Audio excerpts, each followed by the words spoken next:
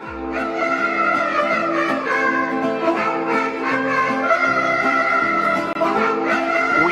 to build a wall, and it has to be built quickly.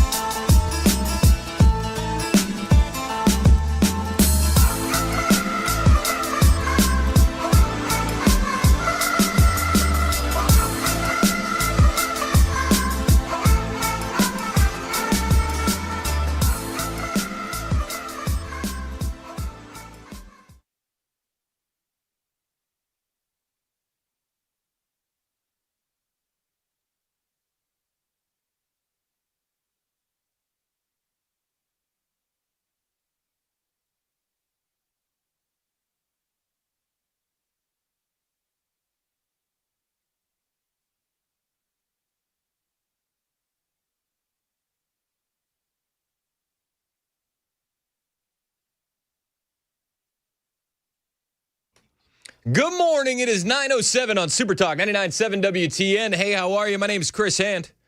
Show's brought to you by Better Water LLC, water filtration systems, water softeners, betterwater.com. You can listen to the show anywhere, iHeartRadio, TuneIn, the FM dial. You can also watch the show. We are on Rumble and YouTube. And we just realized yesterday that we weren't broadcasting in HD. I don't know how we missed the setting, but we're now in HD. Nice and crisp and clean. You can see everything now. You can see that pimple right above your eyebrow there. Thanks. Yeah. A little gray in the beard. Ew. Okay. Listen, you can see all of Chris now. Okay. Go back. I will not be showing my camera today.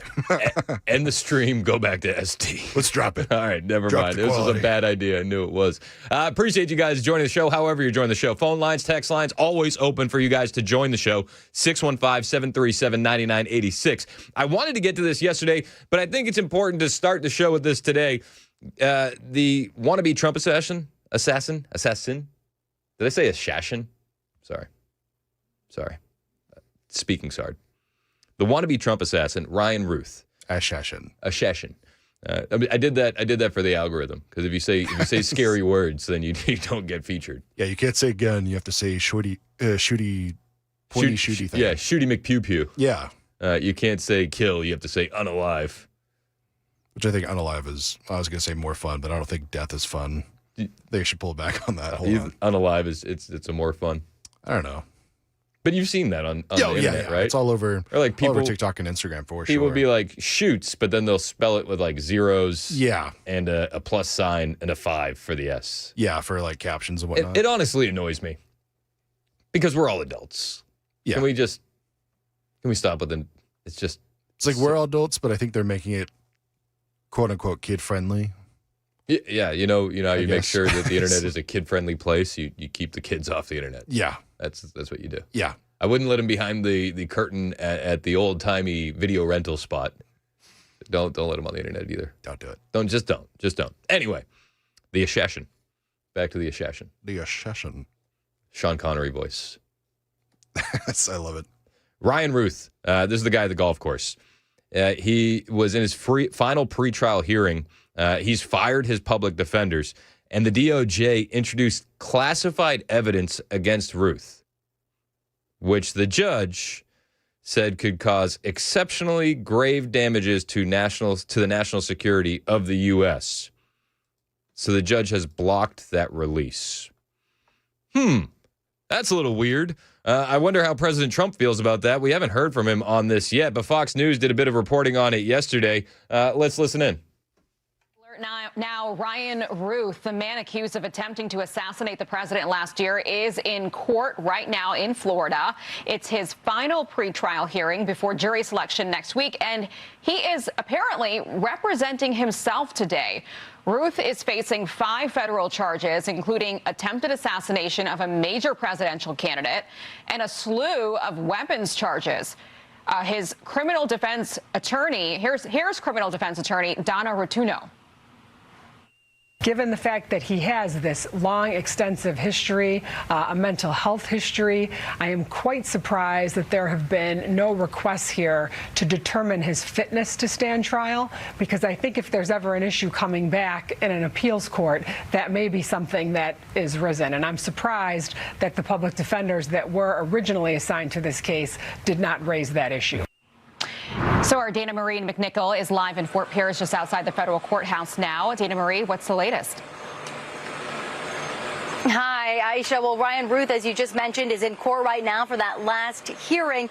He will be taking center stage after firing those public defenders last month. So here's what we could expect for the beginning of next week's trial. Ryan Routh will be in business attire after federal judge Eileen Cannon ordered the shackles be removed. Prosecutors raised concerns that he might wear political clothing.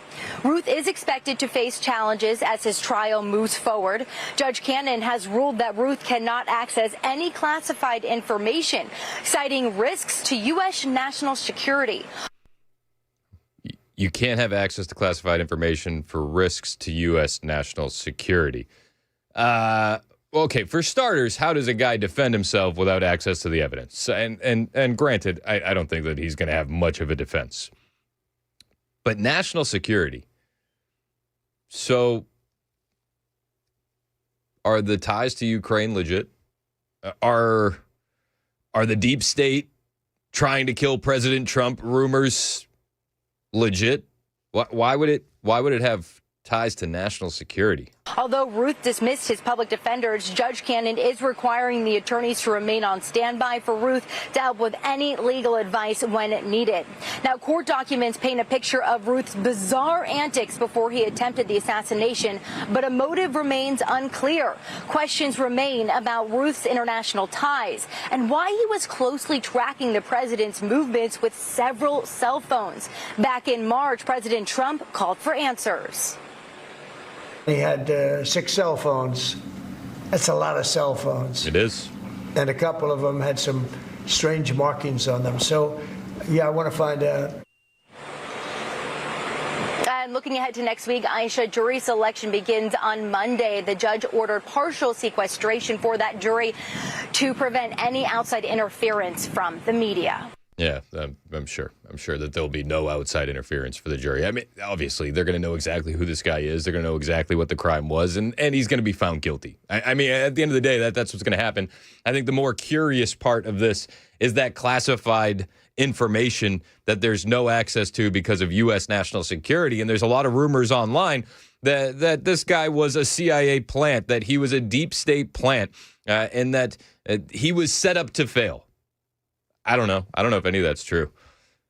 But it looks like we're never going to find out because it's classified and could have grave issues on U.S. national security.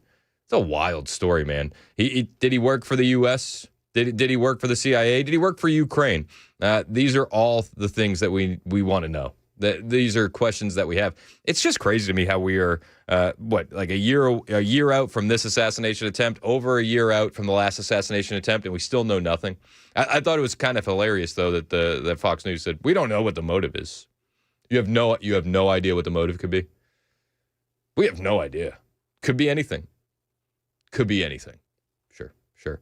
He also had a weird court filing in this same pretrial hearing where he challenged Trump to a golf game, and it was like, if I win, I get set free. If you win, Donald Trump, you can execute me. Seriously. New York Post has a story. Ryan Wesley Routh, who's accused of laying in wait to assassinate then-candidate Donald Trump at a South Florida golf course this past September, challenged the commander-in-chief to hit the links in a bizarre one-page court filing. A round of golf with the racist pig. He wins, he can execute me. I win, I get his job, wrote Routh, who is representing himself in his federal criminal trial at the end of a bad-tempered motion to exclude prosecutorial evidence. I think he's going for the insanity defense. I think that's what that is. I think that a guy that is writing letters like that to the president, he's trying to plead insanity. At the end of his note, he also said, "Sorry, Hillbilly Vance," because he's gonna beat Trump in golf and get his job. Yep, got it. Routh 59 also described a desire to beat down the president in his unhinged missive.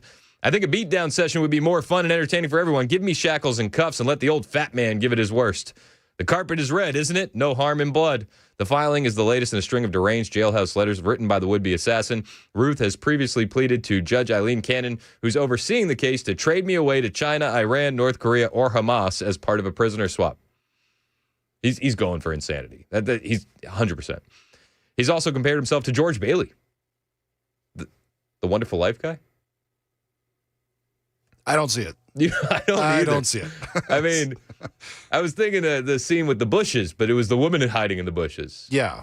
That would have made more sense if he said, I'm like her, I'm hiding in the bushes. Do you think he believes the Bell thing? Maybe. He said the character famously portrayed by Jimmy Stewart in the 1946 Christmas film It's a Wonderful Life expressed support for anti-Israel college campus protesters and raged that Trump destroyed the Mideast and other rambling notes. He's currently locked up in a Miami federal prison as he awaits this trial. Again, jury selection is going to be starting next week. September 11th is the day that we're going to be starting jury selection. Side note, and I don't mean to get squirreled, but did you hear that Trump is going to be going to the New York Yankees game on September 11th? Ooh. Yeah.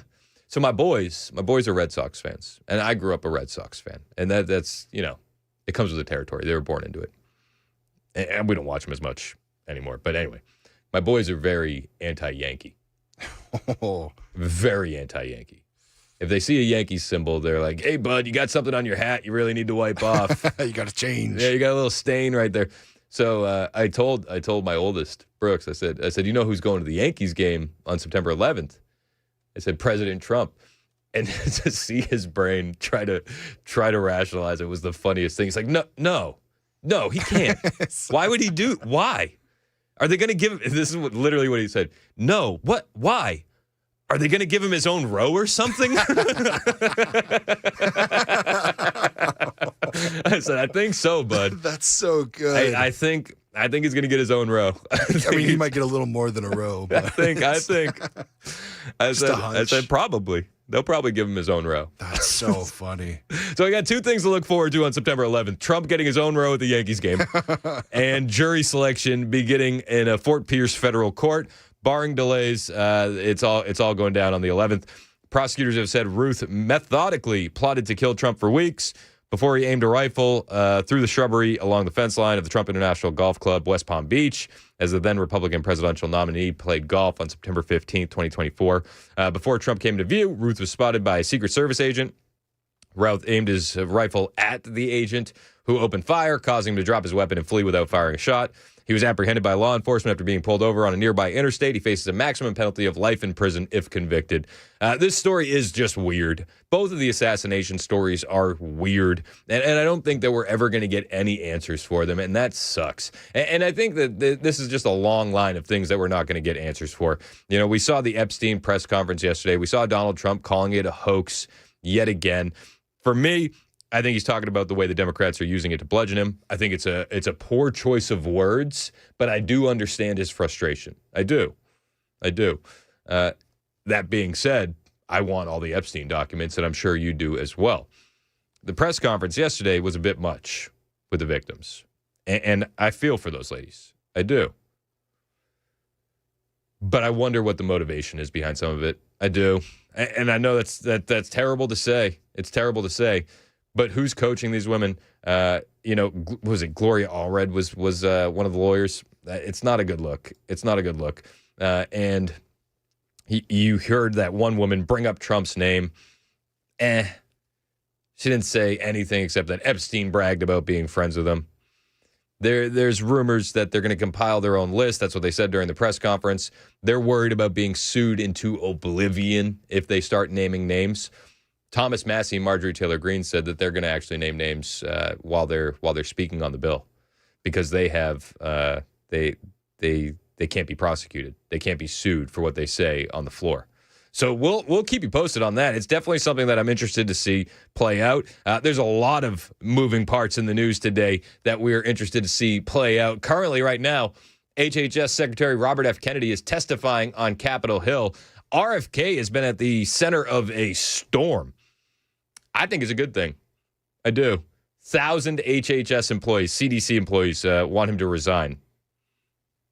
They actually signed their names to a letter. Hey, I just found 1,000 CDC employees that we can cut. I did. We'll talk about that story on the way. We'll also talk about troops, National Guard troops in Chicago.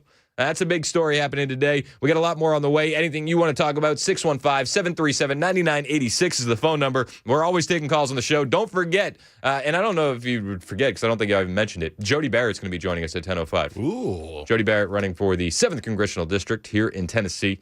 He's got some takes on the 2A controversy in Tennessee, and he's bringing them to the studio here at 10 Music Circle at 10:05 a.m. Interested in that conversation? A lot to get to. It's 9:21. This is Super Talk 99.7 WTN.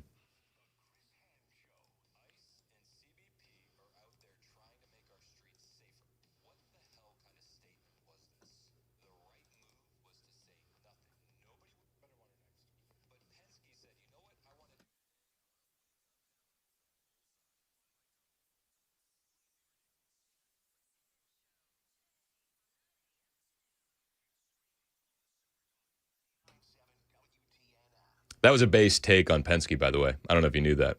Hey, it's Chris Hand here for my friends at Better Water, and I got to tell you, you could have some nasty stuff in your water, and you might be like, Chris, I'm on the well. Don't worry about it. I've heard horror stories. You might say, Chris, I'm on city water. I don't have anything to worry about. You sure about that? Sure about that? Do you want peace of mind? Better Water will test your water for free. And if you got any of the nasty stuff in it, they offer a range of options to clean it up. And what could be in it? Well, we're talking sulfur, iron, chlorine, bacteria, even E. coli. This is the water that you're making coffee with in the morning. You're bathing your kids and your grandkids and yourself in.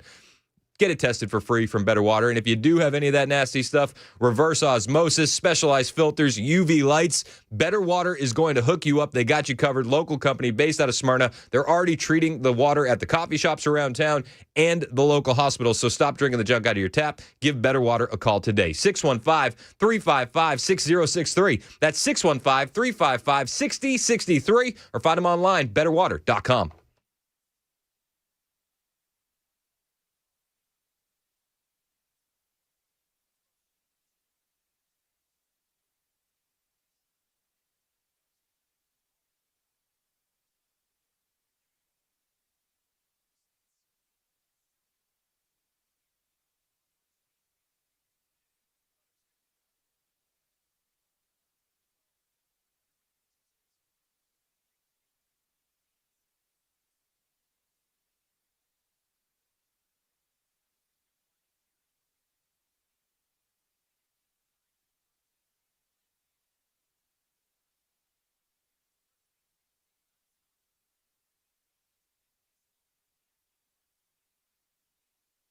I love this. Morgan Wallen has now decided to not submit his album, I'm the Problem, for consideration at the Grammys, which I think is a really, really smart move. You know why? Because last year, Beyonce won Album of the Year at the Grammys, which was absolute bullshit. Well played, Morgan. Well played.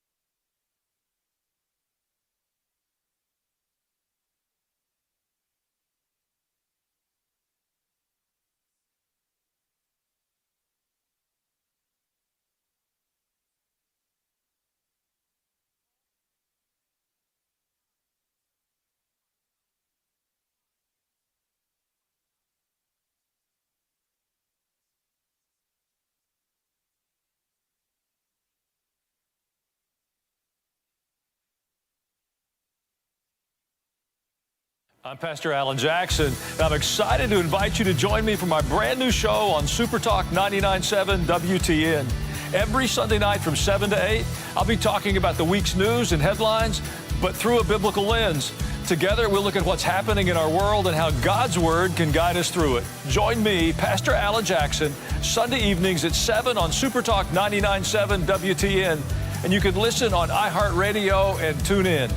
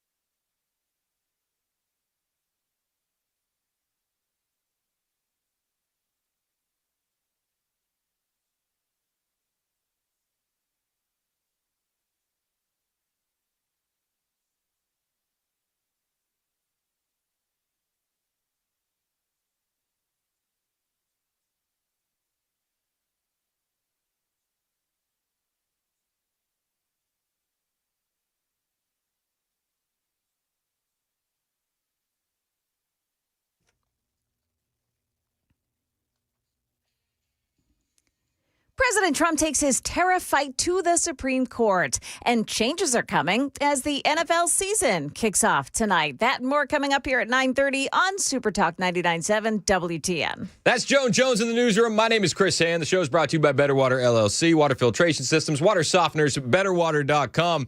You see, J.D. Vance went to Minnesota yesterday to pay his respects to the victims of the Annunciation Catholic Church shooting. Well, when he showed up, leftists just show exactly how disgusting that they are. He got booed and heckled. Booed and heckled. A couple of fingers were going up, too. Yeah, I saw the fingers. You might see them if you're watching us on YouTube or Rumble. Hit like and subscribe if you're there. But this is what it sounded like as J.D. Vance and Usha Vance are walking up to pay their respects and visit with the families that were victims of this tragedy. Oh, is that me or is that you? You got me on sound? That's you. That's me. Did you hear that? It's not playing. Huh. That's weird. I'll tell you what they said. They said, do better. Do better. Do better. It's probably for the best that we don't hear them. Do better. Do better. That's what we got from the leftists.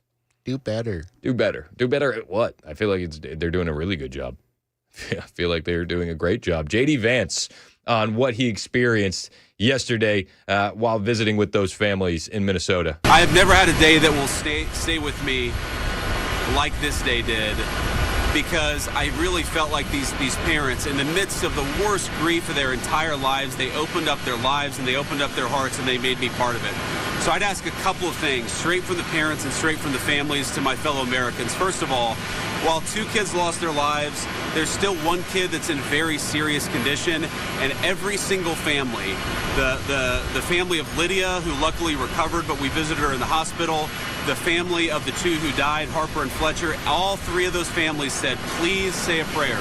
So to my fellow Americans, if you're the praying type, say a prayer for this innocent girl who's actually in surgery right now, that the swelling will go down, that she will be okay, because she's still in a fight for her life, and every single family to a person is desperate that the death toll, which currently is at 2, stays at 2. And I think if you're a praying type, you ought to say a prayer for this innocent young girl. I think that J.D. Vance is on point. You know, the left has been screeching at us about prayers. Why would you pray? What we need to do is ban all the guns. And that's okay. Got it. I believe in the power of prayer. Our vice president also believes in the power of prayer. And I think when we have massive groups of people praying together, it only makes the prayers stronger. So if you could say a prayer for that young girl who is currently recovering, I think that would be great as well. I've said one myself. I'll say another during the break. J.D. Vance continues. The second thing that I'd say is, look, I'm speaking to my fellow Americans who are parents in particular. There is nothing that you can say that can take away the grief that these parents are dealing with. There is no word that can possibly describe the feeling or the emotion or the heartbreak.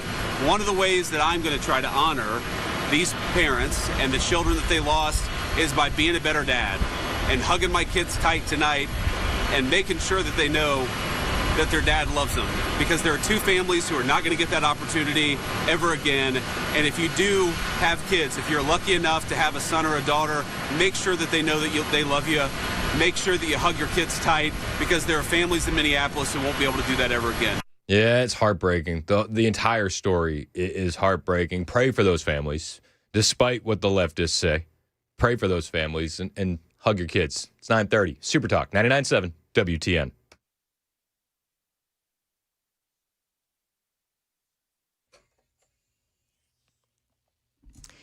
Good morning. I'm Joan Jones with your top stories. The Trump administration took the fight over tariffs to the Supreme Court yesterday, asking the justices to rule quickly that the president does have the power to impose sweeping import taxes under federal law. Now, this comes after an appeals court ruled most of the Trump tariffs are an illegal use of emergency powers. The president's request of the court is expected to get on the docket today.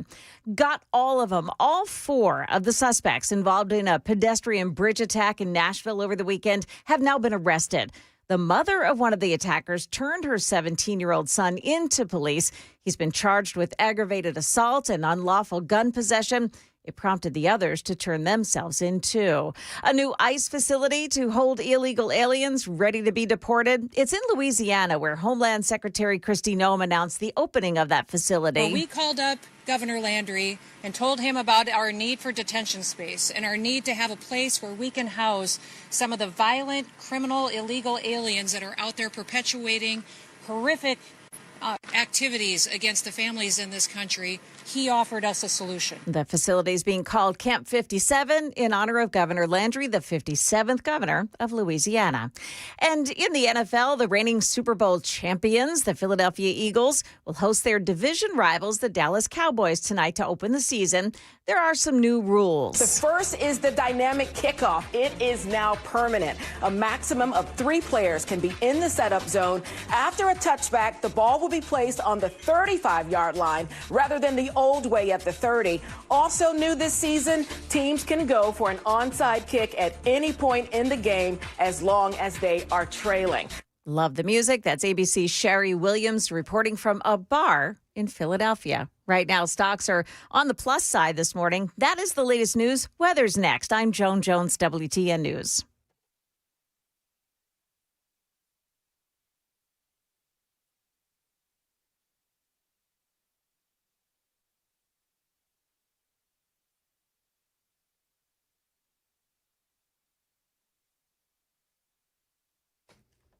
Hey, what's up? It's Chris Hand for my friends at USS. And just like you can always count on that pumpkin spice latte to come back, you can always count on the rain to come back. And if you've been ignoring the waterproofing in your home, we got more rain on the way. I know. It's stressful because you've been hoping that your waterproofing would fix itself. You've been hoping that that little water in the basement wouldn't come back, that the water in the crawl space, that was only a one-time thing. Spoiler alert, it's not. It's not. You're going to find out the hard way today when the rain returns. But it doesn't have to be this way. You don't have to keep ignoring these small problems. You can call the best. You can call United Structural Systems, and they'll fix all of your waterproofing issues. Or you can keep ignoring it and let it lead to mold, let it lead to wood rot, let it lead to foundation issues. That's up to you. Me, personally, I'd go with the company that has 30 years in the game. I'd go with the company that's not sending a sales guy to your house. They're sending an expert. I'd go with the company that has warranties for life when they leave your house, warranties that they stand by. I'd go with USS. I'd give them a call today. 30,000 other homeowners in Middle Tennessee and Southern Kentucky have done this, and they're satisfied. You'll be satisfied, too. They won't leave until the job is done, and you're happy. If you see the signs, don't wait. Call USS today. 615-488-7855. 615-488-7855. USSTN.com.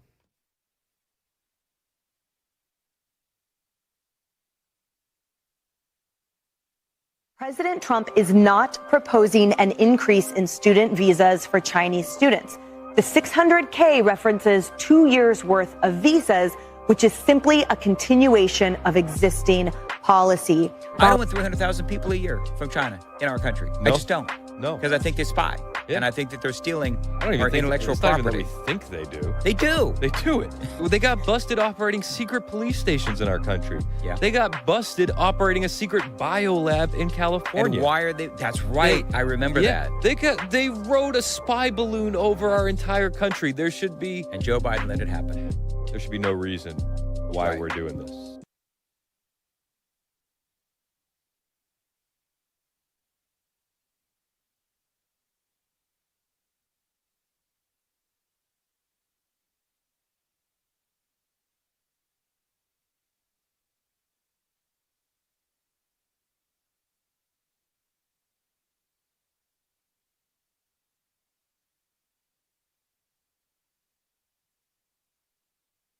Now, before you ask, I definitely voted for this. Okay. They didn't take Reese's or food stamps no more, no candy.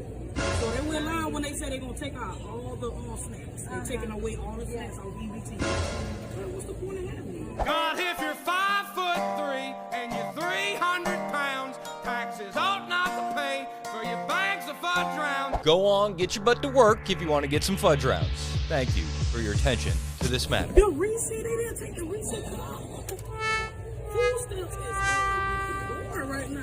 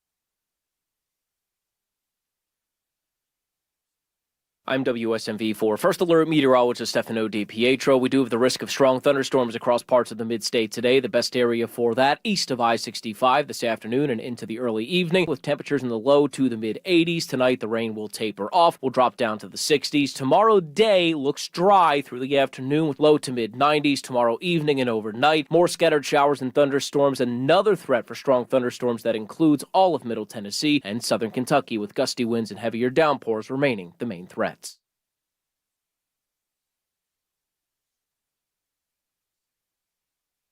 It's 9:38, Super Talk 99.7 WTN. Hey, how are you? It's Chris Hand. Watch the show on YouTube and Rumble. Hit like, hit subscribe. We appreciate you doing so. Listen to the show, iHeartRadio, TuneIn, or the FM dial. You'll get everything you get on the YouTube stream, minus the visual aspects like the video. We're always playing video for all the audio that you hear on YouTube and Rumble. We got you covered.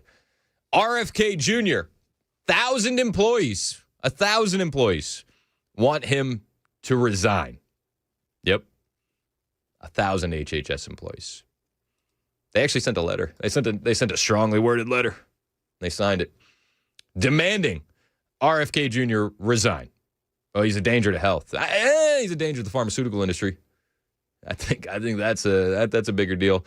The letter from the group Save HHS accused Kennedy of endangering Americans' health and aiding in the violation of the U.S. Constitution. The letter was sent to the Senate Committee on Health, Education, Labor, and Pensions, as well as the Senate Committee on Finance and the House Committee on Energy and Commerce. Were these guys around during COVID? I feel like that was it's a bit endangering to Americans' health, no? No, the isolation? I mean, how many elderly people in your life do you know during COVID that went off the deep end? I know quite a few. And I don't mean that in a negative way. Probably could have phrased it a bit better. But the isolation of the COVID lockdown policies, the elderly never recovered from. Was that endangering to people? What about when they put the COVID patients back in the nursing homes. Is that endangering? What about the jab in general? I don't know. We're not allowed to talk about the schmaxine. Don't talk about the schmaxine. You're not allowed to. Oh, I thought we were allowed to again. Nobody wants to talk about that. Robert F. Kennedy, though. He's endangering Americans' health. You got it? You paying attention? Trying. Okay. We were talking about censoring words earlier, and you're calling it the schmaxine. You got to do it. You got to do it. Even Republicans are turning on John Kennedy. I mean, on Bobby Kennedy. And the guy that turned on him was John Kennedy. He was talking about the letter that was sent and what RFK Jr. is to HHS. This was yesterday on Capitol Hill. We need to restore that confidence. And so far, I don't see where Secretary Kennedy has done that. All I see over there is, at the moment, is a multiple vehicle pileup. Oh, thank you, sir. Thank you, sir. Robert F. Kennedy inherited a mess, an absolute mess. Bobby's doing the best he can do. Bobby actually has employees working against him, trying to sabotage him. This has been going around on Twitter. There's a handbook. There's a handbook called Simple Sabotage Field Manual, Strategic Services. Whistleblowers inside HHS and CDC sent this to Benny Johnson. He exposed it on X, saying that there's a left-wing career bureaucrats in panic over RFK Jr. shutting down their big pharma grift, and they're trying to take down the agencies from the inside, and they're using the CIA to do it. Here's how it's happening. Career CDC bureaucrats are distributing a CIA manual entitled Simple Sabotage to their subordinates. Benny says he has multiple whistleblowers with firsthand direct evidence of this. The CDC ranks are now acting out of this CIA strategy to the letter. The walkouts, corporate media hits, fake protests, and Senate hearings, it's all staged to systematically sabotage Trump's health agenda. This is what we're up against. The manual instructs employees to purposely slow operations by demanding written orders and pretending not to understand while carrying out acts that spread blame across as many people as possible. That's called weaponized incompetence. Have you heard of weaponized incompetence? So I don't know how to do that. I don't know how to do that. It even gives explicit examples. On the street, sabotage after dark against a military vehicle, do everything possible to delay delivery of orders, don't deliver until completely ready, try to commit acts for which large number of people could be responsible, lowering morale, creating confusion. Employees are encouraged to develop a non-cooperative attitude and get others to do the same. Paired with this is acting stupid, lower morale, confuse the department, undermine efficiency. If you think that's extreme, Benny Johnson says there's more. Wait, there's more. The manual teaches staff to make perfection the enemy of good on even the simplest of tasks. It directs them to over-criticize, drag out work, deliberately submit illegible documents, so they have to be redone. Meanwhile, staff are instructed to spread propaganda internally to recruit others, turning minor sabotage into mass disruption. This is what Bobby Kennedy's dealing with over at HHS. So when Senator John Kennedy says, all I've seen is a multi-car pileup, and he blames it on Bobby Kennedy, I find that rather infuriating. We need to restore that confidence.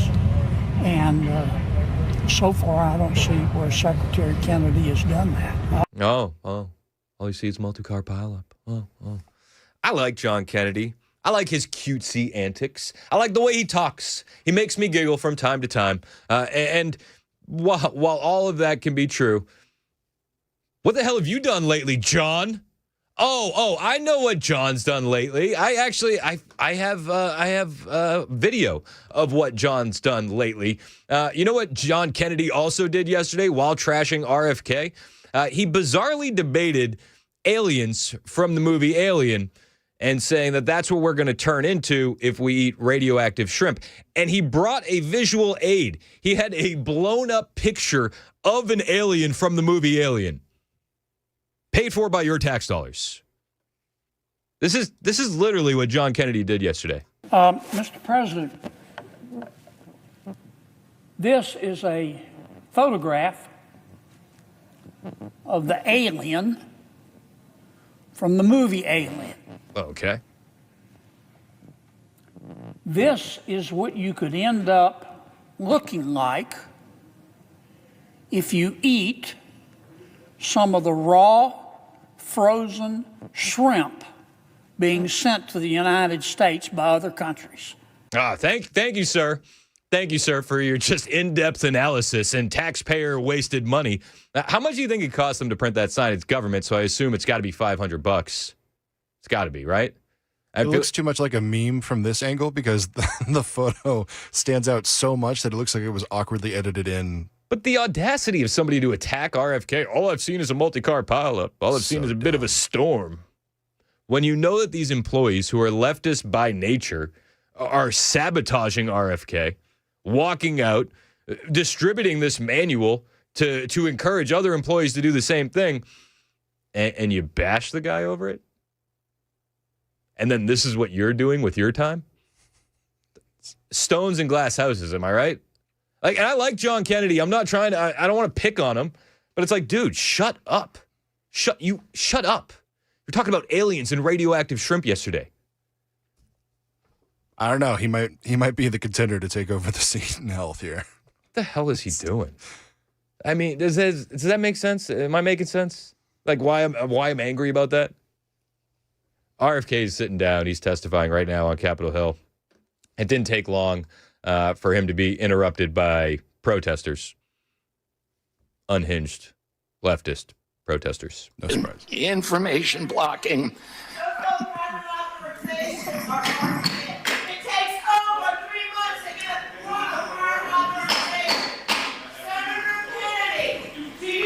The committee will come to order. Yeah, thank you, ma'am. Thank you, ma'am. It's sir. Oh, sorry. I didn't know. My bad. You guarantee one of them are a sir. It got to be. There's a lot going down at this hearing right now. It started off with Ron Wyden, who is calling for RFK to be fired. That's how it started. That's how this whole thing began. He actually accused him of wanting to kill children. Yep. Yeah. I got that too. Yeah. I got that too. But this is saying that RFK needs to be fired, demanding it even. Ron Wyden. Before more people are hurt by his reckless disregard for science and the truth, I also would like to note Senator Cantwell has joined us in this effort.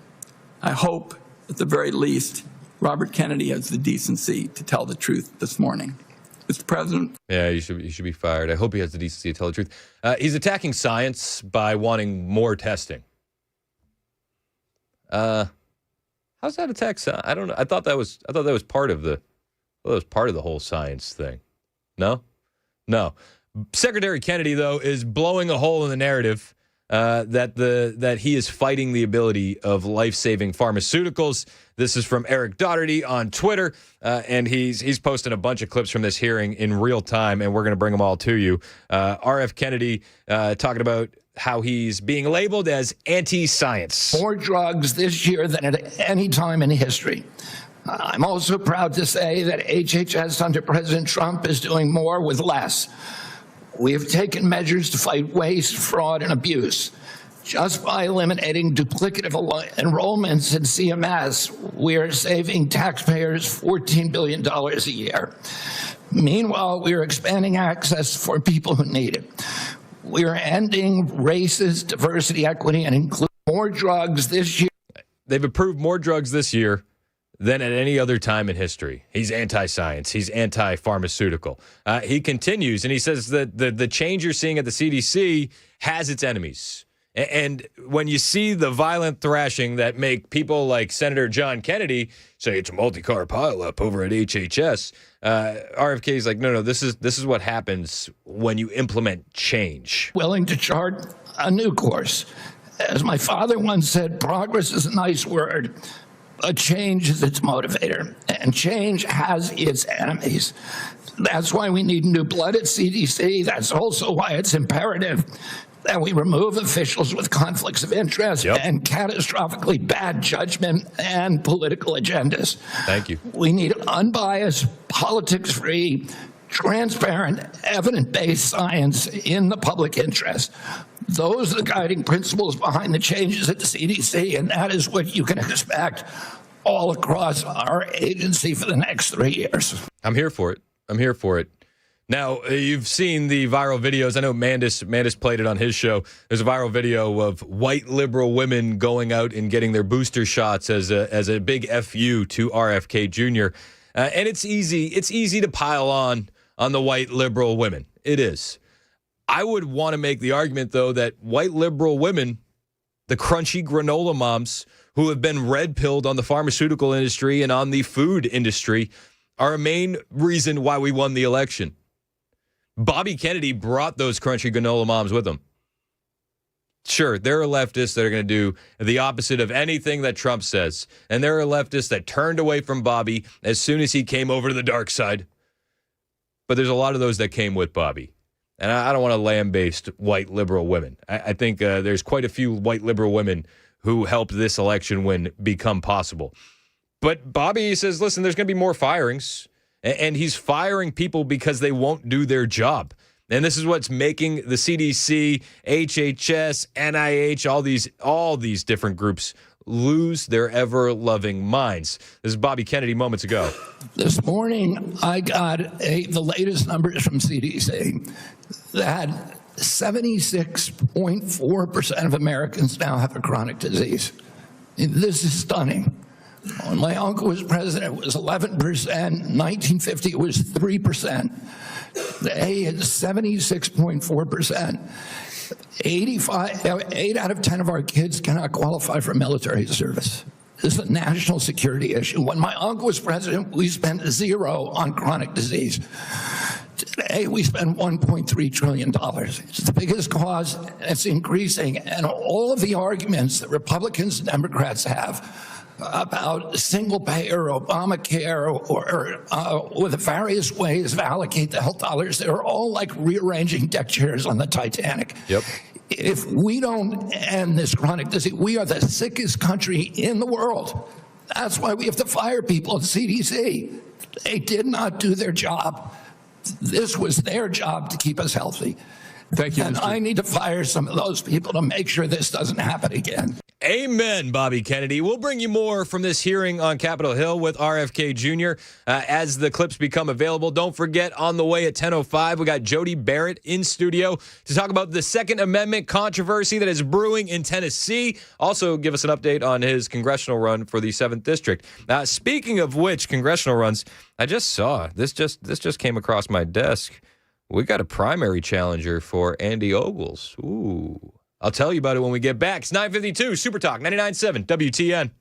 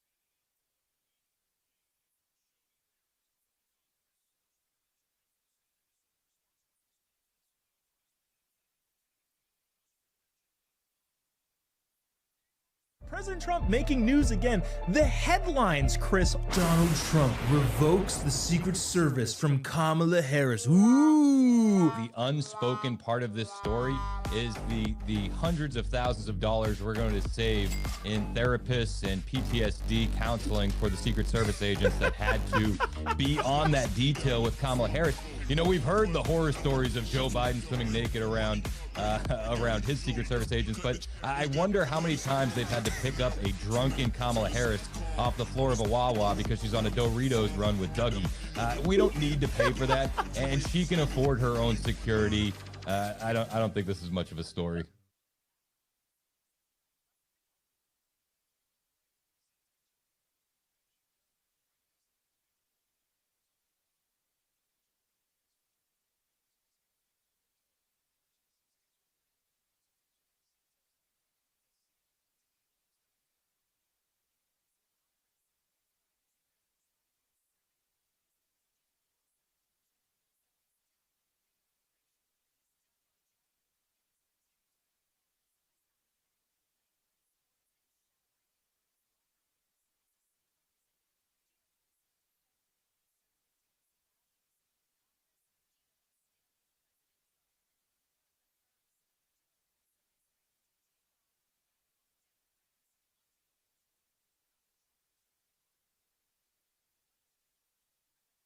Did you see this? This guy is from India. He makes a rogue illegal U-turn and an SUV slams into the back of his truck, killing 3 people inside. The highways are littered with illegal alien truck drivers killing people. How did they get their licenses? Well, he's in California. We are working with the federal government to extradite him back to Florida. He will face incredibly severe charges here, and then he will be deported.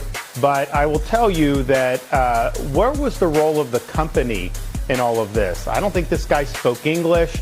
He clearly didn't know what he was doing behind the wheel. And yes, you shouldn't be giving illegals driver's license. We don't allow that in Florida. California does. They've issued probably over 1 million licenses to illegals in recent years. Democrats always say, if we could just save one life. Imagine how many lives we could save if we required all of the truck drivers out there to speak English and be citizens of America.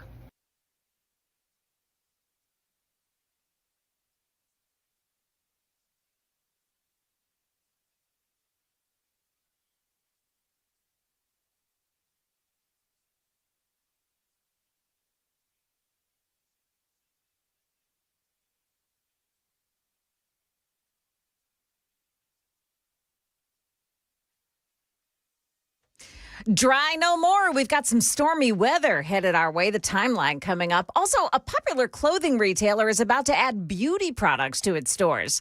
That and more coming up here at 10 o'clock on Super Talk 99.7 WTN. That's Joan Jones in the newsroom. What's up? I'm Chris Hand. Show's brought to you by Better Water LLC. Hope you're having a fantastic day. Watch us on YouTube and Rumble. Hit like, hit subscribe. We appreciate it when you do so. Help us grow the digital footprint of the radio station. It really does help us. So please, hit like, hit subscribe. I mentioned that we got another guy running for Congress.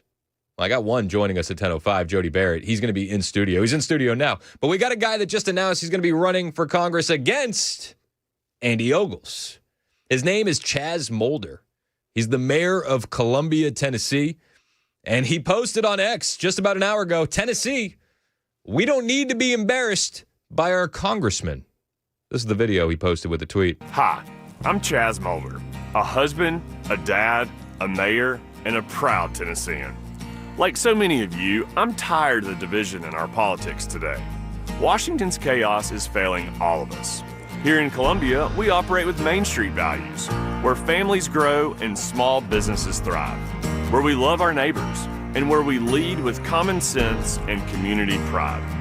These are the values we need in Washington, and a commitment to work for the greater good, not just our own good. As mayor, I see every day what's on the line in our neighborhoods, our schools, hospitals, and our small businesses. As a dad of 3, I know our kids are watching and they deserve better. It's time for a new generation of leadership. That's why today I'm launching a different kind of race, a race for the United States Congress, a race that brings people together instead of tearing them apart, a race that's not just about winning, but about serving with integrity and decency. A race to make headlines here at home for the right reasons, not national headlines for the wrong ones. And a race that our communities, our neighbors, our families, and our children can be proud to call their own. As I start this journey, I ask you to join me, and I will make you this promise. I will never forget where I came from, and I will not let you down. Let's go. All right, that's his ad. Meh. I don't know. The mix-out could have been better. The music was a little bit too loud, and I'm not sure that that's the toughness we need in Congress. That's just my first impression. I don't know Chaz at all. He could be a great guy, and I did invite him to come on the show, and I hope he does, because I'd love to have another session of Come At Me, Bro, with another congressional representative or candidate. Chaz Moulder. What do Colombians think about him? If you know this guy, if he's been your mayor, text in what you think. 615-737-9986. We'll get to those a little bit later in the show. On the way, Jody Barrett is in studio. He's speaking out against the Second Amendment controversy happening here in Tennessee, and he's going to give us an update on his congressional race. Plus, Jody's not afraid to take calls and questions from you guys. 615-737-9986. All that and more on the way. 10:01 Super Talk 99.7 WTN.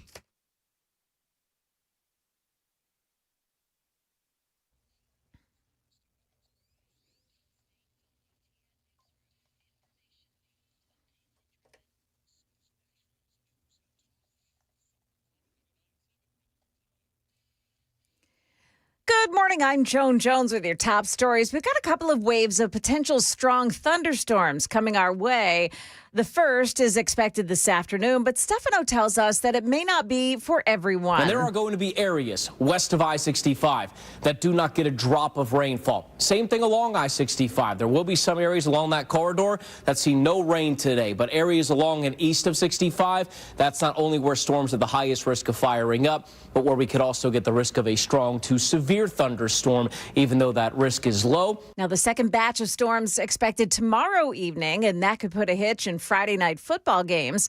Stick around for the forecast with Stefano right after the news. Metro Nashville police crediting a mother who spotted her son's photo on the news as one of the 4 people who carried guns and attacked several people on a pedestrian bridge over the weekend. That mom called police. Her son was arrested. The other 3 attackers turned themselves in. This Nashville visitor spoke to Channel 4 about the attack. In the daytime, it appears to be safe. I saw plenty of cops, so I felt like it was okay. However, I mean, nobody wants to hear about young people, any person getting, attacked on a bridge. I mean, that's sad to hear. All 4 of those arrested were from Smyrna. A Kentucky coroner says the autopsy results from an infant found dead in a closet are inconclusive. The discovery was made at an off-campus home of a University of Kentucky student. Laken Snelling of Tennessee was arrested in the death of her infant. This morning, Laken Snelling is on home incarceration after posting bond. She pled not guilty and was then ordered by a judge to live with her parents. Parents live near Knoxville. Channel 4's Alexandria Adams there. The Trump administration has another court fight on its hands. The Danish company Ørsted has sued after President Trump ordered the company to stop construction of a wind farm off of the coast of New England. That project is 80% complete. Ørsted said the stop work order is unlawful and issued in bad faith. And Old Navy stores getting a bit of a makeover. Its parent company, Gap, said starting next year, Old Navy stores will begin selling beauty and personal products. It's a strategic shift that the company hopes will make it more resilient. The announcement pushed Gap stocks 2.5% higher after the market opened today. That's the latest news. We've got weather up next. I'm Joan Jones, WTN News.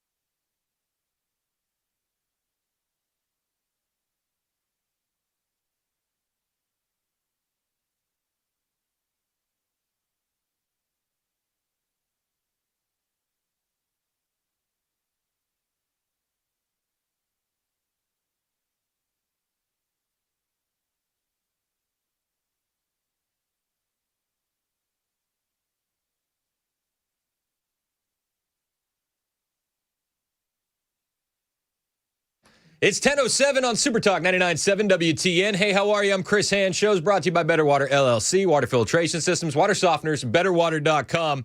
We got Jody Barrett in studio. You're running for Congress, right? Is that right? Are you still doing that? Still in, still going. All right, man. How's it been so far? It's going great. Going very well. I'm tired. It's a lot of work, but we're still running. Oh, well, we're excited to have you in here. And I definitely want to get to the news of the day, which has really been bubbling for a couple weeks now.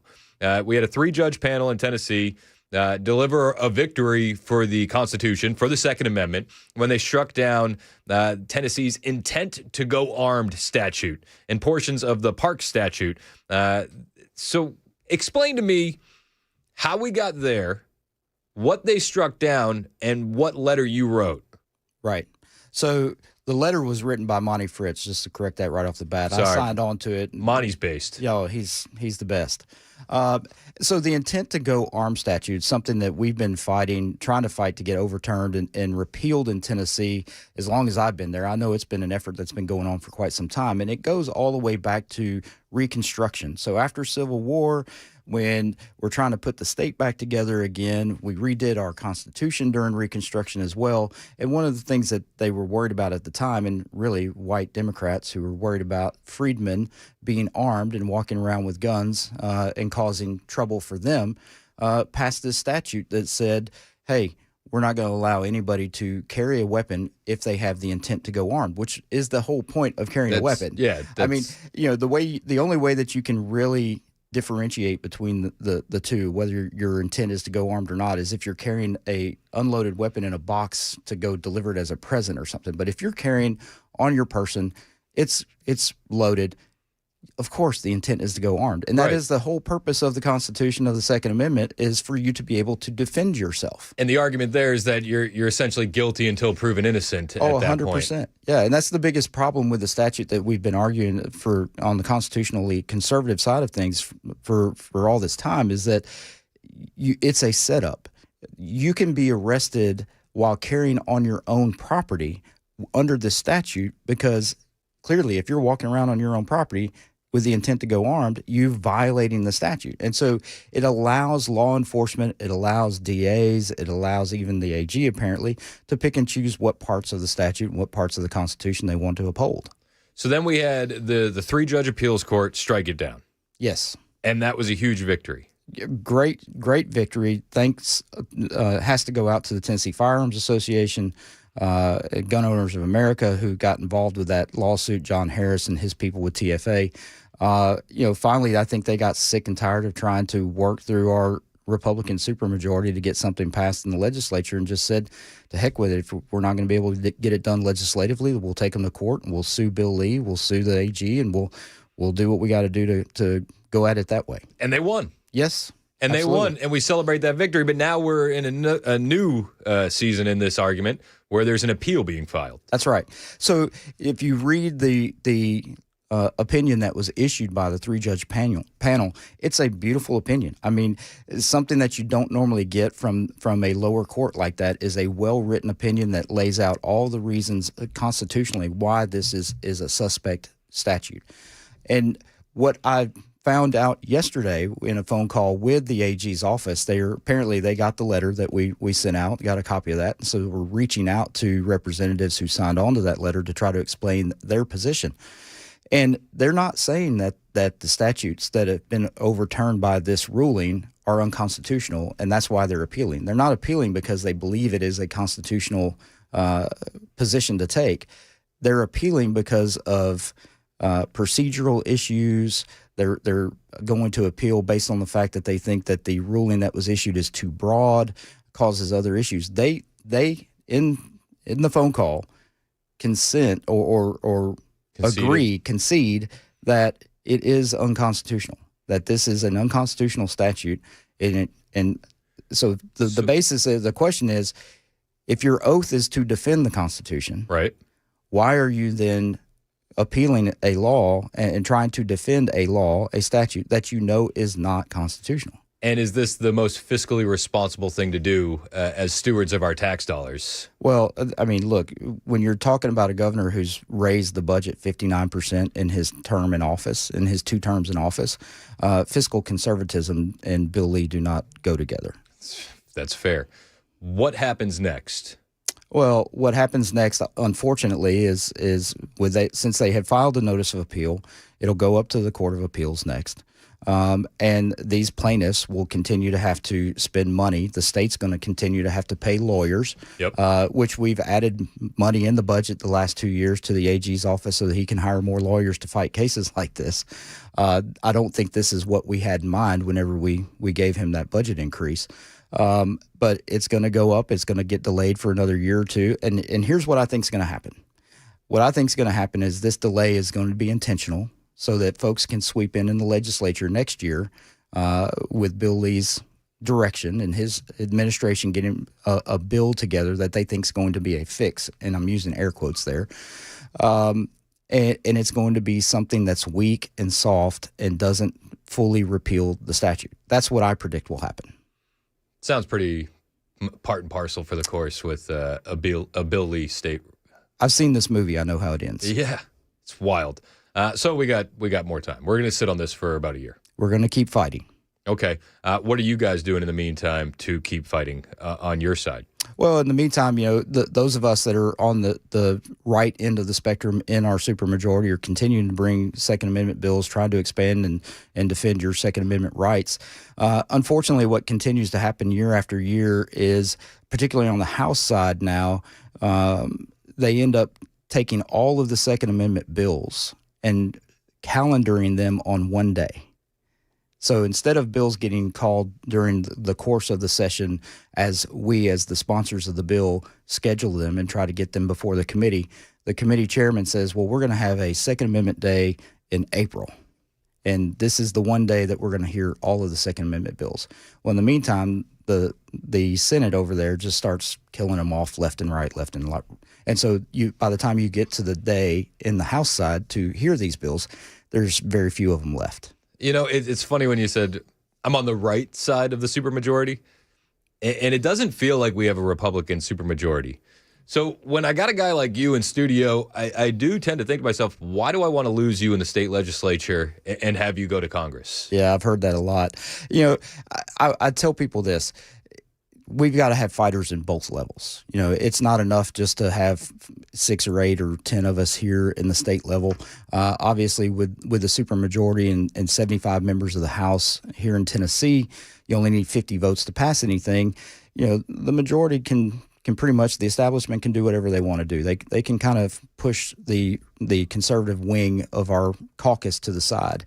And in D.C., it's different. So they need every vote. The Freedom Caucus has been able to move the needle with the block of votes that they have. I'm very excited and proud to have their endorsement in this congressional race because I think they see what I have done here at the state level and how I've fought to, even my own party at times, to stand on conservative principles. And that's what we got to have in D.C. as well.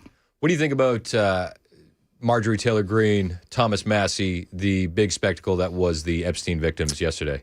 Yeah, I mean, look, there's a lot of showmanship that goes on in D.C. as well, but we've got to get to the bottom of this. I mean, we have real victims that are still have not had justice served.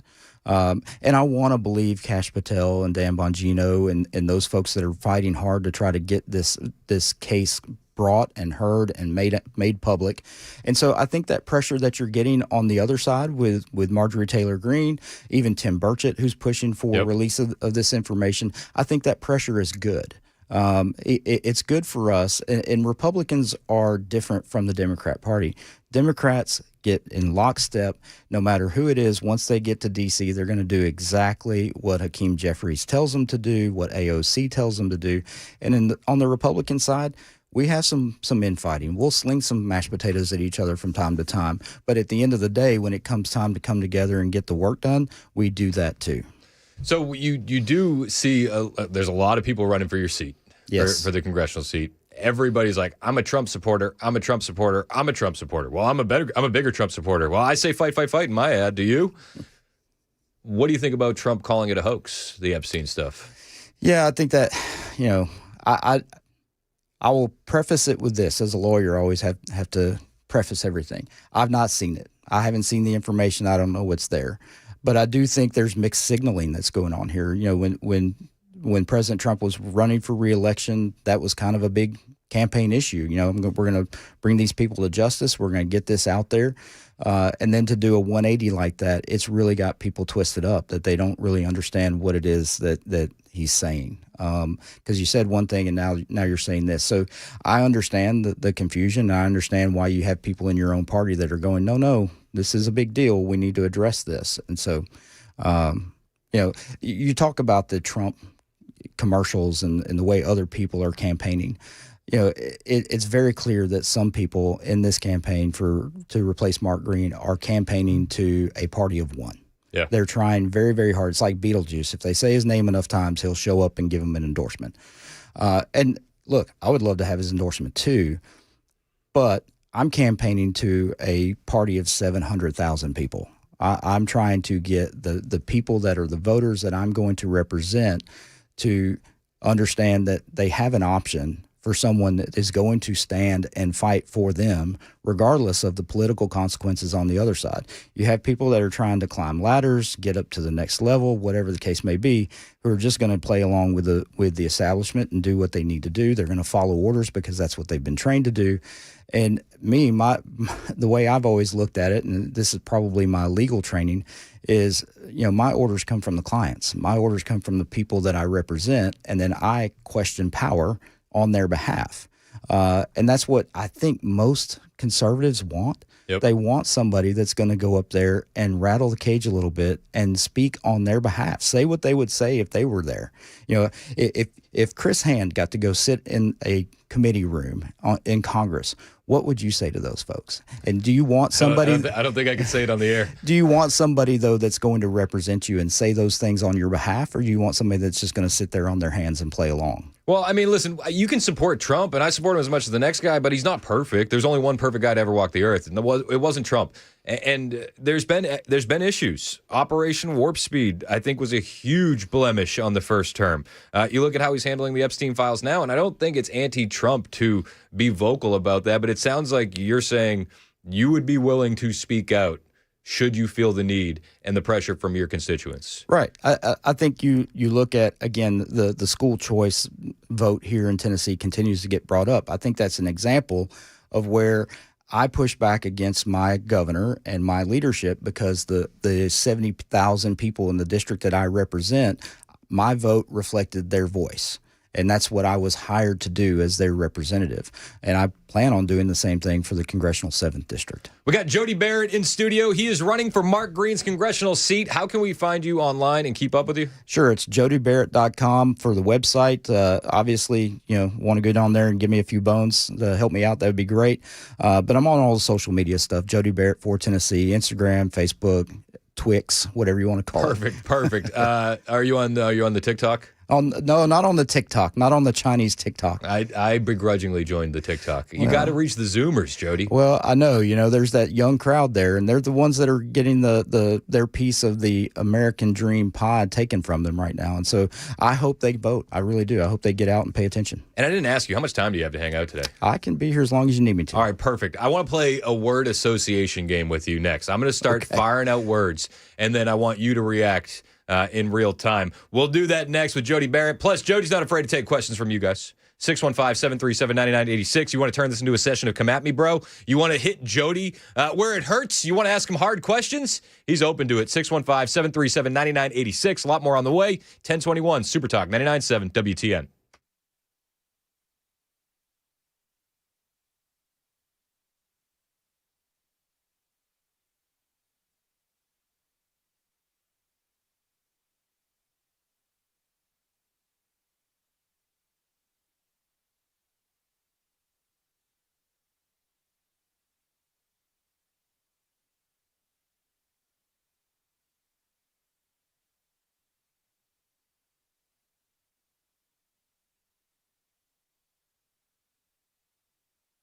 Hey, what's up? It's Chris Hand here from my friends at Defend Systems. I always talk very highly of Brink Fiddler, and it's because I've personally taken his training with Defend Systems. And I got to tell you, it's incredible. You're going to learn real-life skills that could actually save someone's life.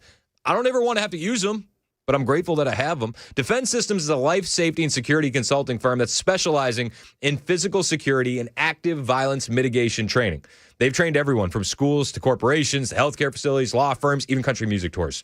Here in Nashville, they trained our entire staff at Cumulus. And it's not just checking the box for safety training. It's giving you and your employees life skills that you can use anywhere, even outside of work. And they've trained over 30 Middle Tennessee schools. Has your child's school had this training? If the answer is no, you really need to rethink that, because active violence events are on the rise. Sometimes danger spills into everyday places. If you or a loved one were critically injured, would you know what to do?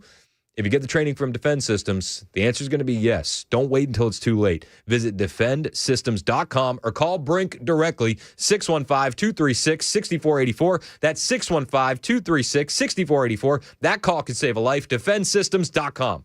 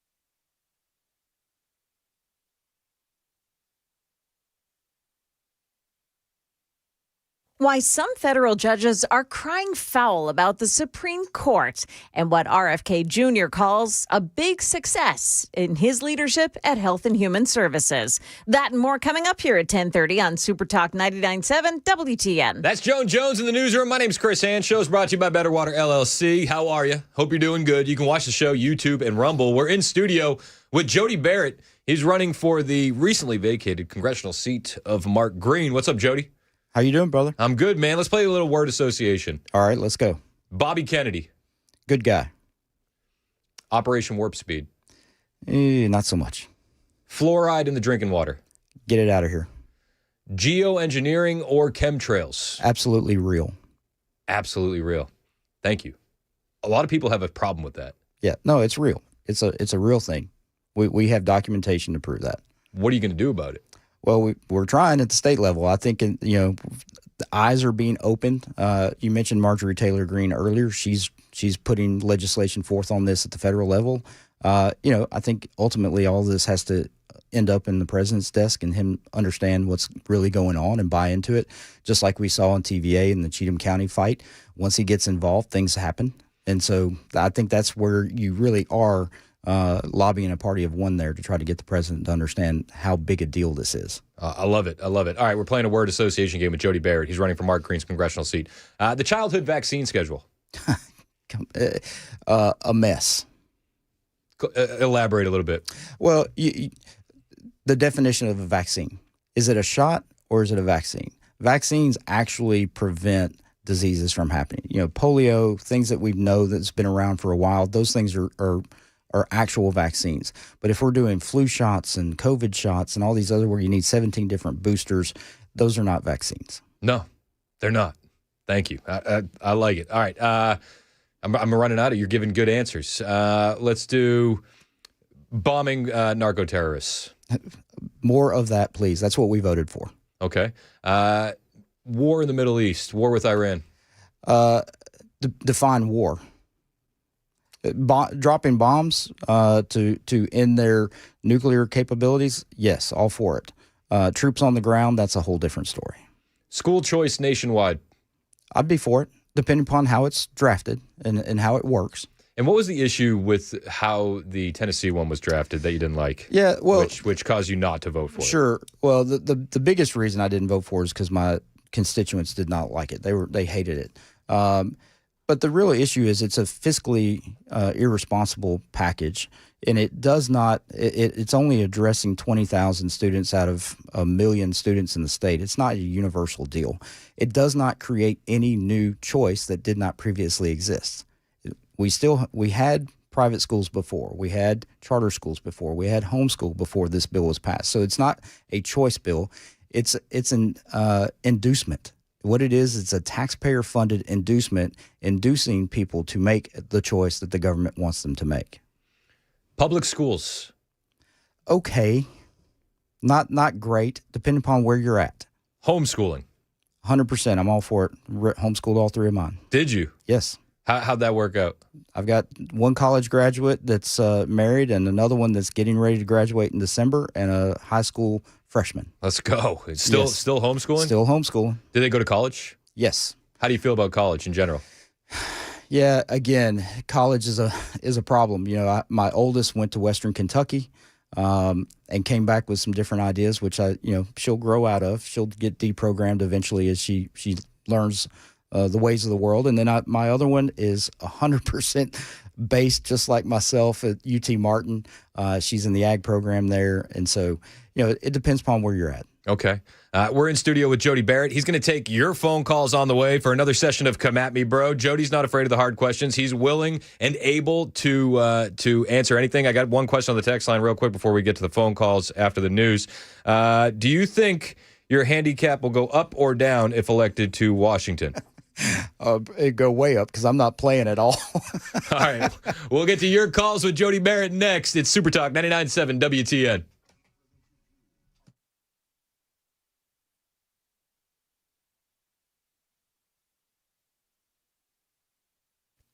I'm Joan Jones with your top stories. The Trump administration is headed to the Supreme Court, appealing a decision that struck down his tariffs on imports to the U.S. The administration's petition to the High Court warns that extraordinary threats to the country are at issue in the case, and that last week's appeals court decision against most of the tariffs has disrupted highly impactful, sensitive, ongoing trade talks. 2 lower courts have now found that the president had no legal authority to impose those tariffs on his own. But the administration claims the moves were needed to fix trade imbalances that had brought the U.S. to the brink of a major economic and national security catastrophe. That's ABC's Stephen Portnoy. Meantime, a dozen federal judges are telling NBC News that the Supreme Court continually overturning lower court rulings is dangerous. The judges, who have chosen to remain anonymous, say they've received death threats for issuing rulings that run counter to President Trump's agenda. The judges complain that the Supreme Court doesn't have their backs. On the hot seat at the Senate Finance Committee right now, Robert F. Kennedy Jr. taking questions about his leadership at HHS. In his opening remarks, he touted efforts to save billions of dollars at Medicare and Medicaid, and this. We are ending racist diversity, equity, and inclusion practices and instead focusing on aiding low-income and vulnerable families, regardless of their race, which was the original intent of Title X. Democrats are peppering RFK Jr. with accusations of endangering children as he rolls back COVID vaccines access, among other things. That's the latest news. We've got your weather up next. I'm Joan Jones, WTN News.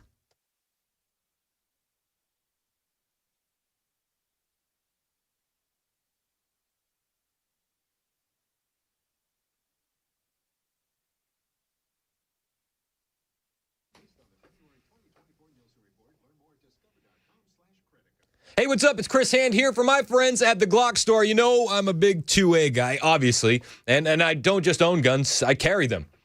I might even be carrying one right now. Shh.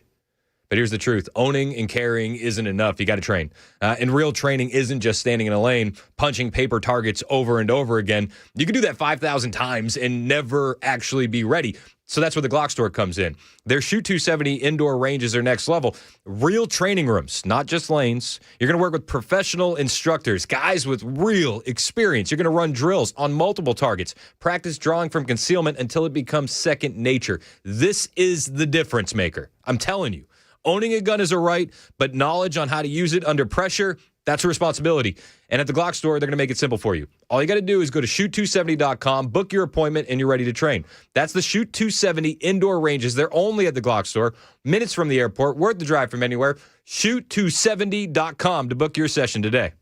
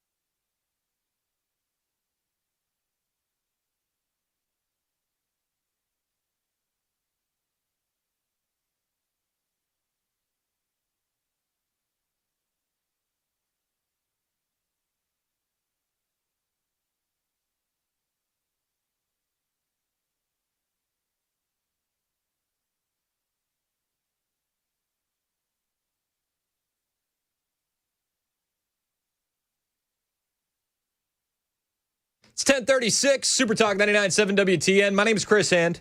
In studio with Jody Barrett, who's running for Mark Green's congressional seat. What's up, Jody? Hey, man. Show's brought to you by Better Water LLC, water filtration systems, water softeners, betterwater.com. We're turning this into another session of Come At Me, Bro. Any questions that you have for Jody Barrett, he is more than happy to answer. 615-737-9986. No political types, no glazing. Unless you're a political type from a different campaign and you want to roast them, then we're open to that. Fire away. Fire away. Robert in Middle Tennessee has been holding on the line for a minute, wants to talk about the new arms law. What's up, Rob? How's it going, Chris? You're on the air with Jody Barrett, man. What's your question? So I've been in law enforcement for almost 10 years now, and how much research have you done, Jody, into that new court case there with it? I've read the ruling from the three-judge panel, and I've seen the notice of appeal. I haven't quite been able to find time to read the AG's their brief yet, so I want to get into that and start digging into that, see what their case law is. So I'm assuming it refers to the TCA for unlawful carry or possession of a weapon, and Section A of that is the offense of with the intent to go armed. And you were talking about it earlier. I think it's inaccurate to say that law enforcement use it to arrest people just for carrying a weapon on their own property. I've never seen that happen. If that was the case, then every time I talk to somebody carrying a gun or anything, I would arrest them. I think that's very inaccurate to say that. Because I'm a strong advocate of the Second Amendment. I tell everyone that I meet that I recommend that they carry their own personal weapons because just like they say on the radio all the time is I can respond as fast as I can, but those minutes count between when I can get there and when the situation is happening. So I always advocate for people to carry their own weapons, and good guys with weapons will always prevail. So in my entire career, the only time this has ever been used is if a subject commits a crime or is involved in a crime or is about to commit a crime and they are armed in that intent, or their intent to go armed to commit that crime or committing that crime, and then that TCA is involved. I don't think it's accurate to say that it was just used to arrest anybody carrying a gun. Well, no. So my question back to you then as law enforcement is, how do you define intent to go armed? It's like I said, it's always you're going armed with the intent to commit a crime or are committing a crime. It's not just you're armed and that's against the law. So how do anyone carrying a gun would be arrested? So how do you know what someone's intent is? It's based on the crime that they are committing or about to commit. So that's what I guess that's what we're getting at as Second Amendment defenders here, is that if someone is committing a crime, some other crime, then we don't need this statute in order to prosecute them. They've committed some other crime, and you're prosecuting for that. So all you're doing now is punishing people, piling on. The issue that we have with this is the original intent of the statute, why it was passed to begin with, and then how it's being used today. And I'm proud to hear you say that you're pro Second Amendment, and you're clearly a patriot who understands what the Second Amendment means and how important it is to us. But unfortunately, not everyone is like you. And we've got pockets in this state that are Democrat controlled, run by the liberals who control the police departments, control the officers that are in those police departments, and they're looking for any reason they can to disarm lawful citizens. And so what we've got to do is we got to look at the Constitution itself and make sure that we are reading the plain language of the Second Amendment, which says it is not to be infringed, shall not be infringed.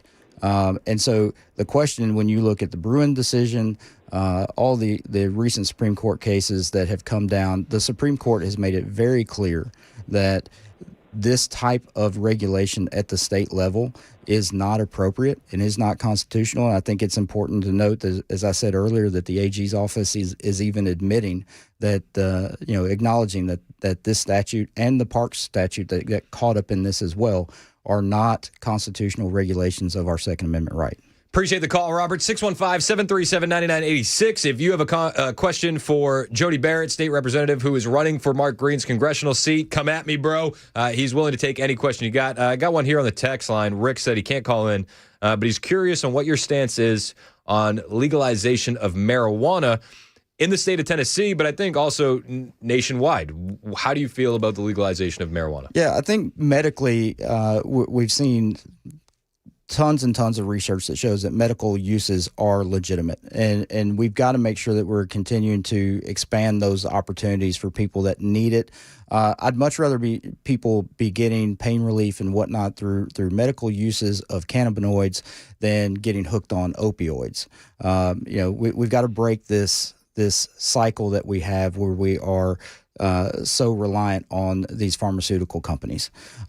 So the recreational side of things, I have some concerns there. There's research that shows in some of these states that have legalized the recreational use that there's been some unintended consequences there that are causing issues. So I don't know that I would be in favor of. I'd have a hard time getting in favor of a nationwide legalization of the recreational use, but certainly medically, there's a lot of reason to get behind that. What happens if polling comes out and the constituents that you represent overwhelmingly want recreational marijuana? Yeah, well, that's the job of a representative, is to represent the voice of the people that sent you there.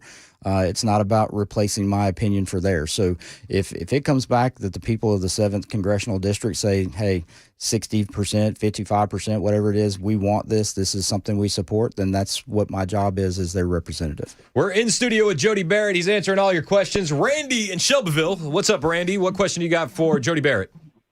Hey, Representative Barrett, I appreciate you. Appreciate your service. Hey, I have sons that live in your district. They have a farm there, and I like your voting record. But I do have a question. One of your opponents, Tate Reeves, he won't commit either way. But I want to know if he'll commit to this question. Do you support banning congressmen from trading stocks and their spouses while they're in office? I'd like to know your answer to that. Thanks for the call, Randy. What do you think, Rick? Yeah, 100%. I would sign on as a co-sponsor of that bill. Would you? Yeah. I mean, it's insider trading, guys. I mean, when you're passing laws or voting on budgets that you know is going to start spending money in the industrial military complex, and you start buying up, Grumman stock or Boeing stock or whatever it is, it's insider trading. If Martha Stewart can go to jail, Nancy Pelosi should too. I don't disagree with you at all. And was it Ilhan Omar? Her net worth just went from was it like 30,000 to 24 million in a month? You can't look at the statistical data of some of these people's return on their investment and not know that there's something going on. Okay. I'm here for it. It speaks for itself. A lot of people say it though, and then they change their mind when they get there. Well, I have a 401k from my office that I've been putting a little bit of money in for the last, 15 years or so in mutual funds. That's it. I'm not a day trader. I don't have any stocks. I'm not a wealthy guy. If I come home wealthy, then I deserve all the ridicule that you have coming to me. 615-737-9986. If you got a question for Jody Barrett, who's running for Mark Green's congressional seat. Brian on the road. You're on with Jody Barrett. What's up, Brian? What's up, brother? Let me shout out to all the U-Haul drivers that are out there listening to you today. Hey, we love the U-Haul drivers. Way better than Penske. That's and right. Ryder. I've got a comment and a question about the 2A. I wore a shirt yesterday all day. It just had 2A on it, and everybody asked me, and I said it's a highway in Florida because they don't have a clue. But so do you, Mr. Barrett, do you believe in having more and more laws about gun carry? The Second Amendment, I think, stands alone. I don't think you need local rules to govern having more permits and more money for the state and ways to do that. My son was in law enforcement for 8 years. He was a state trooper, and he was a local cop. And he also served this country as a Marine. And he's always said, Dad, I would have to arrest somebody who didn't carry a permit if I caught him, whatever the details are. I've never believed in that. I always said to my children, if you carry, and they all do. Now, he's a law enforcement, so he's a little different. I'll spend every dime I got on a 2A lawyer, on a good constitutionalist that would stand up for you in court and let their chips fall where they may. The other thing is, I think you got off on marijuana, and I'm against that 100%. Do y'all know who Dr. Mark Siegel is, and have you read what he says about it? That's my question. That's my comment. Thank you. Hey, appreciate the call, Brian. Yeah, I don't know Mark Siegel. Would be interested to reading it, though, and seeing what he has to say. On the Second Amendment question, remind me again, what was the exact question? He was talking about gun rights. Are you for more laws? Oh, yeah. No, there doesn't need to be more laws regulating our gun rights. I mean, the only law that's necessary is the Second Amendment. It's in the Constitution. The only thing I would say is here in Tennessee, if you look at the code section on our gun laws in Tennessee, 3917 and everything within that section, it is a hodgepodge of mixed messages that get sent. I would actually welcome the entire code section being rewritten so that gun owners can clearly understand, normal, regular laymen that don't need a high-dollar Second Amendment attorney to interpret what the code is in Tennessee. That's part of our problem, is we've been piecemealing this over many, many decades, and it's just it is a really, really difficult section of the code because everything refers back to each other. So you'll read one statute, and in the statute there's 7 subsections that refer to 7 other statutes. And so you're trying to figure out, well, what does it really mean? And so the only thing that I think would be necessary, at least here at the state level, is let's simplify it so people can actually read it and understand it. Yeah. Constitutional carry. Mm-hmm. That's the easiest way to go. You don't need a permit to carry a weapon to defend yourself. Amen. We're in studio with Jody Barrett. He's running for Mark Green's congressional seat, getting a lot of text questions in. A lot of people want to know your thoughts on term limits. I'm all for them. All for them. Yeah, 100%. Look, you got the Pelosi's, you got people that have been in there 30, 40 years. They're getting wheeled out in wheelchairs. Mitch McConnell's. This notion, and some of my opponents say this, well, the term limits happen every 2 years when we have an election. Well, that sounds great. It's a nice soundbite, but let's be honest. When people get up there and they become an incumbent and they get all of the money that comes with that supports them to keep them in office, you're talking about now you're trying to ask people to take a year and a half of their life and raise $2 or $3 million to challenge an incumbent to try to beat them and get them out of office. That's not a term limit. That's David versus Goliath. And so term limits would be the only way to fully guarantee that we have the proper turnover in the voices that we get, so that we get a bigger cross-section of people weighing in on these big issues that are facing the country. What's a bigger issue in Congress, the lack of term limits or the insider trading? Well, I think they go hand in hand, actually, because the insider trading, they don't ever want to leave and come home because they're making too much money. Fair. 615-737-9986. If you got a question for Jody. Kelly in Nashville, you're up next. Thank you for holding, Kelly. What do you got?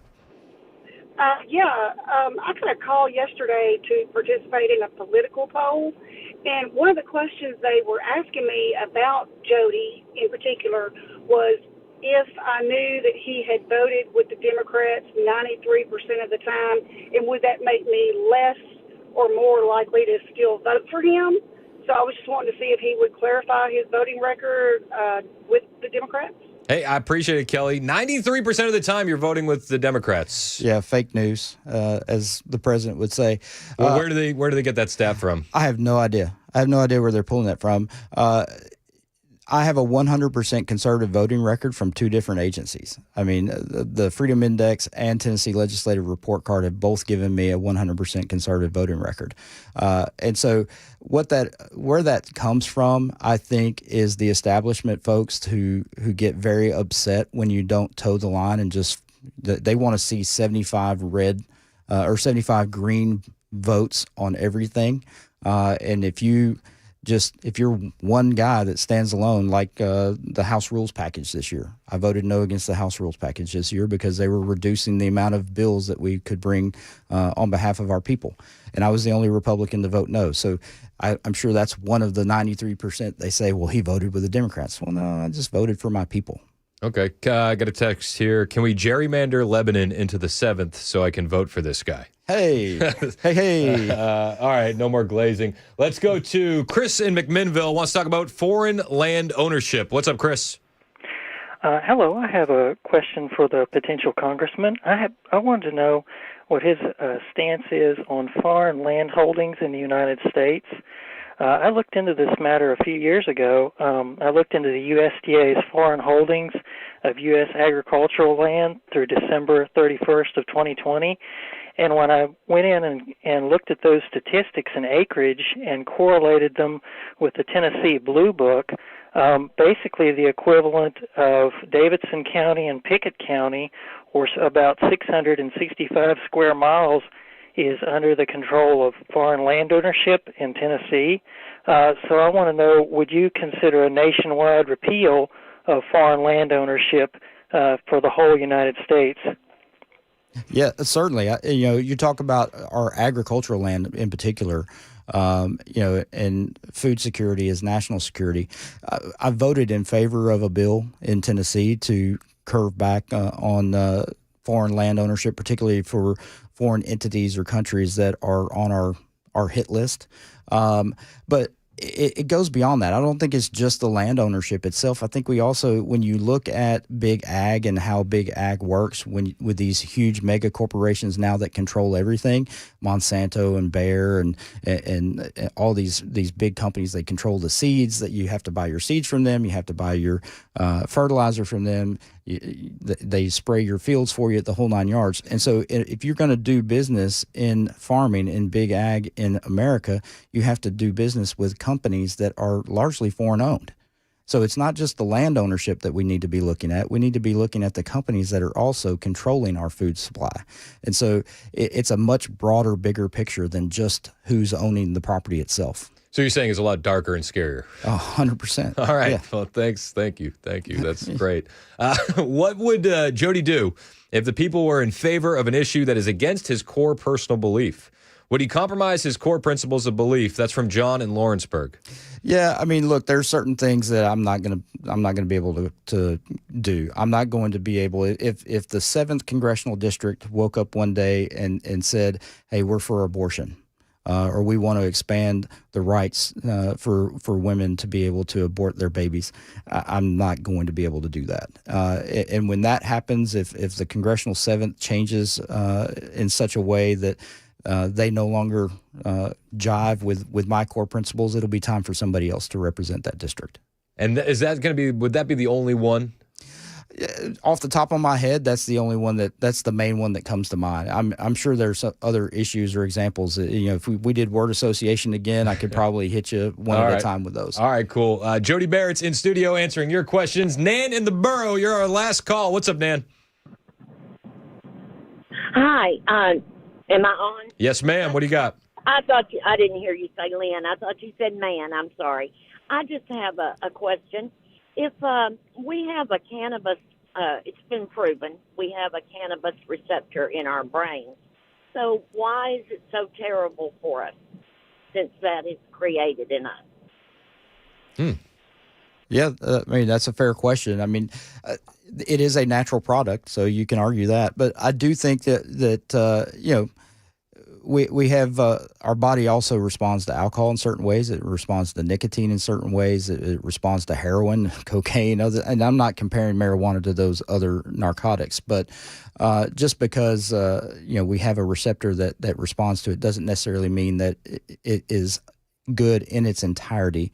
there's still need, I think, to take a close look and regulate it and see, again, what happens whenever you have it legalized in other parts of the country, and what happens both from tax structure, what happens culturally, what happens socially, what happens in crime statistics, all of that stuff. And so you just have to look at this from a 50,000-foot view instead of focusing just on the plant itself and what it does for the body. Jody Barrett's running for Congress. He wants Mark Green's vacated seat. How can we keep up with you? How can we learn more about your campaign? Yeah, again, jodybarrett.com, and also on Facebook, Instagram, and X, Jody Barrett for Tennessee. All right, we got to get you on TikTok. I know it's Chinese, but the Zoomers are living there. No dances. I'm not going to do any dances. Oh, I didn't suggest any dancing. I didn't suggest any dancing. Let the record show. Jody Barrett, thanks for some time today. Appreciate it. It's 10:57 Super Talk 99.7 WTN.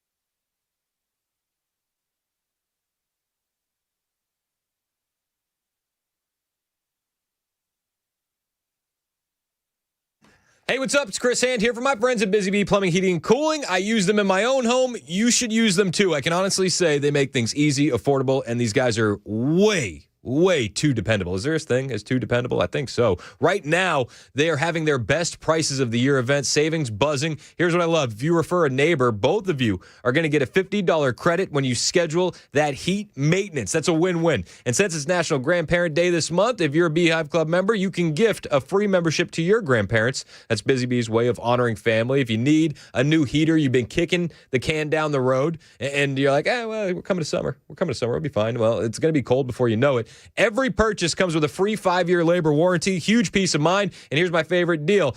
Any heat repair or maintenance, Busy Bee will give you a free dryer vent cleaning. That protects your home and helps your system breathe easier at no extra cost. So do what I did. Call Busy Bee Plumbing, Heating, and Cooling, 615-775-7833. That's 615-775-7833. And you can always find them online at busybeehvac.com.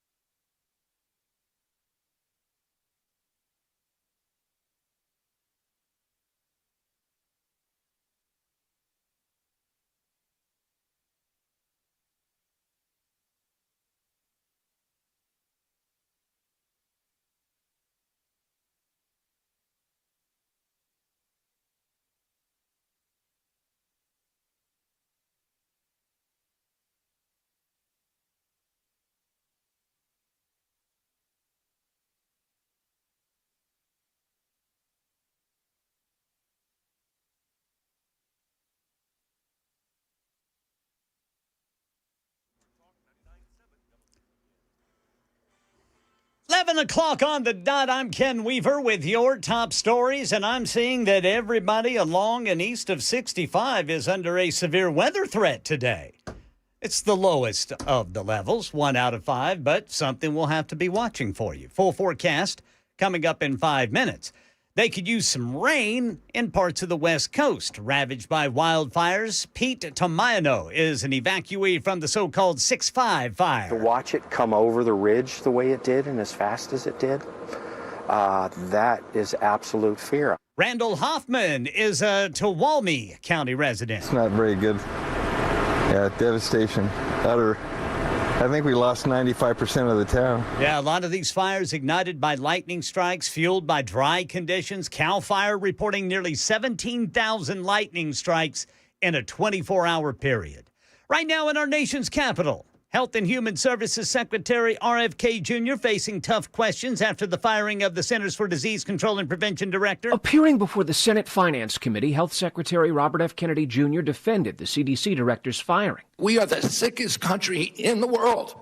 That's why we have to fire people at the CDC. Susan Menares writes in the Wall Street Journal that she was fired after less than a month on the job because she refused to pre-approve recommendations on vaccines. Kennedy insisted to the panel he didn't tell her to do that. But top committee Democrat Ron Wyden said RFK Jr. is dead set on making it harder for children to be vaccinated. Kids are going to die because of it. Stephen Portnoy, ABC News, Washington. By the way, a CDC internal document revealing several new members for the Centers for Disease Control and Prevention's panel of vaccine experts. Multiple reports saying Kennedy's chosen 7 new members to join the agency's panel of vaccine experts, and at least 3 of those reported new members have been critical of vaccines. Elsewhere in our nation's capital, the White House says invitations to tonight's dinner in the Rose Garden were extended to top tech CEOs, including Meta founder Mark Zuckerberg, Apple CEO Tim Cook, Microsoft founder Bill Gates, and OpenAI founder Sam Altman. The heads of Google, Oracle, and Micron Technology were also invited. The dinner comes after the tech leaders are set to attend a White House event focused on artificial intelligence hosted by First Lady Melania Trump. Notably not on the invitation list, Tesla CEO Elon Musk, who served in the Trump administration but had a very public falling out with the president after he left. Karen Travers, ABC News, the White House. That's the latest news. Weather's next. I'm Ken Weaver, WTN News. It is so good to hear Ken Weaver back in the newsroom, ladies and gentlemen. Well, thank you, Brother Chris. There were 2 rumors that we were combating while you were gone. It was that Trump had died and that you also had. And I got to tell you, Ken, do you know how many times I've listened to this when you were gone? It's been a long day without you, my friend, and I'll tell you all about it when I see you again. Too many. Trump and I will admit we were together. The president and I were coming up with the slogan, "Make the Sooners great again." All right. Let us know how it works out. Ken Weaver, ladies and gentlemen.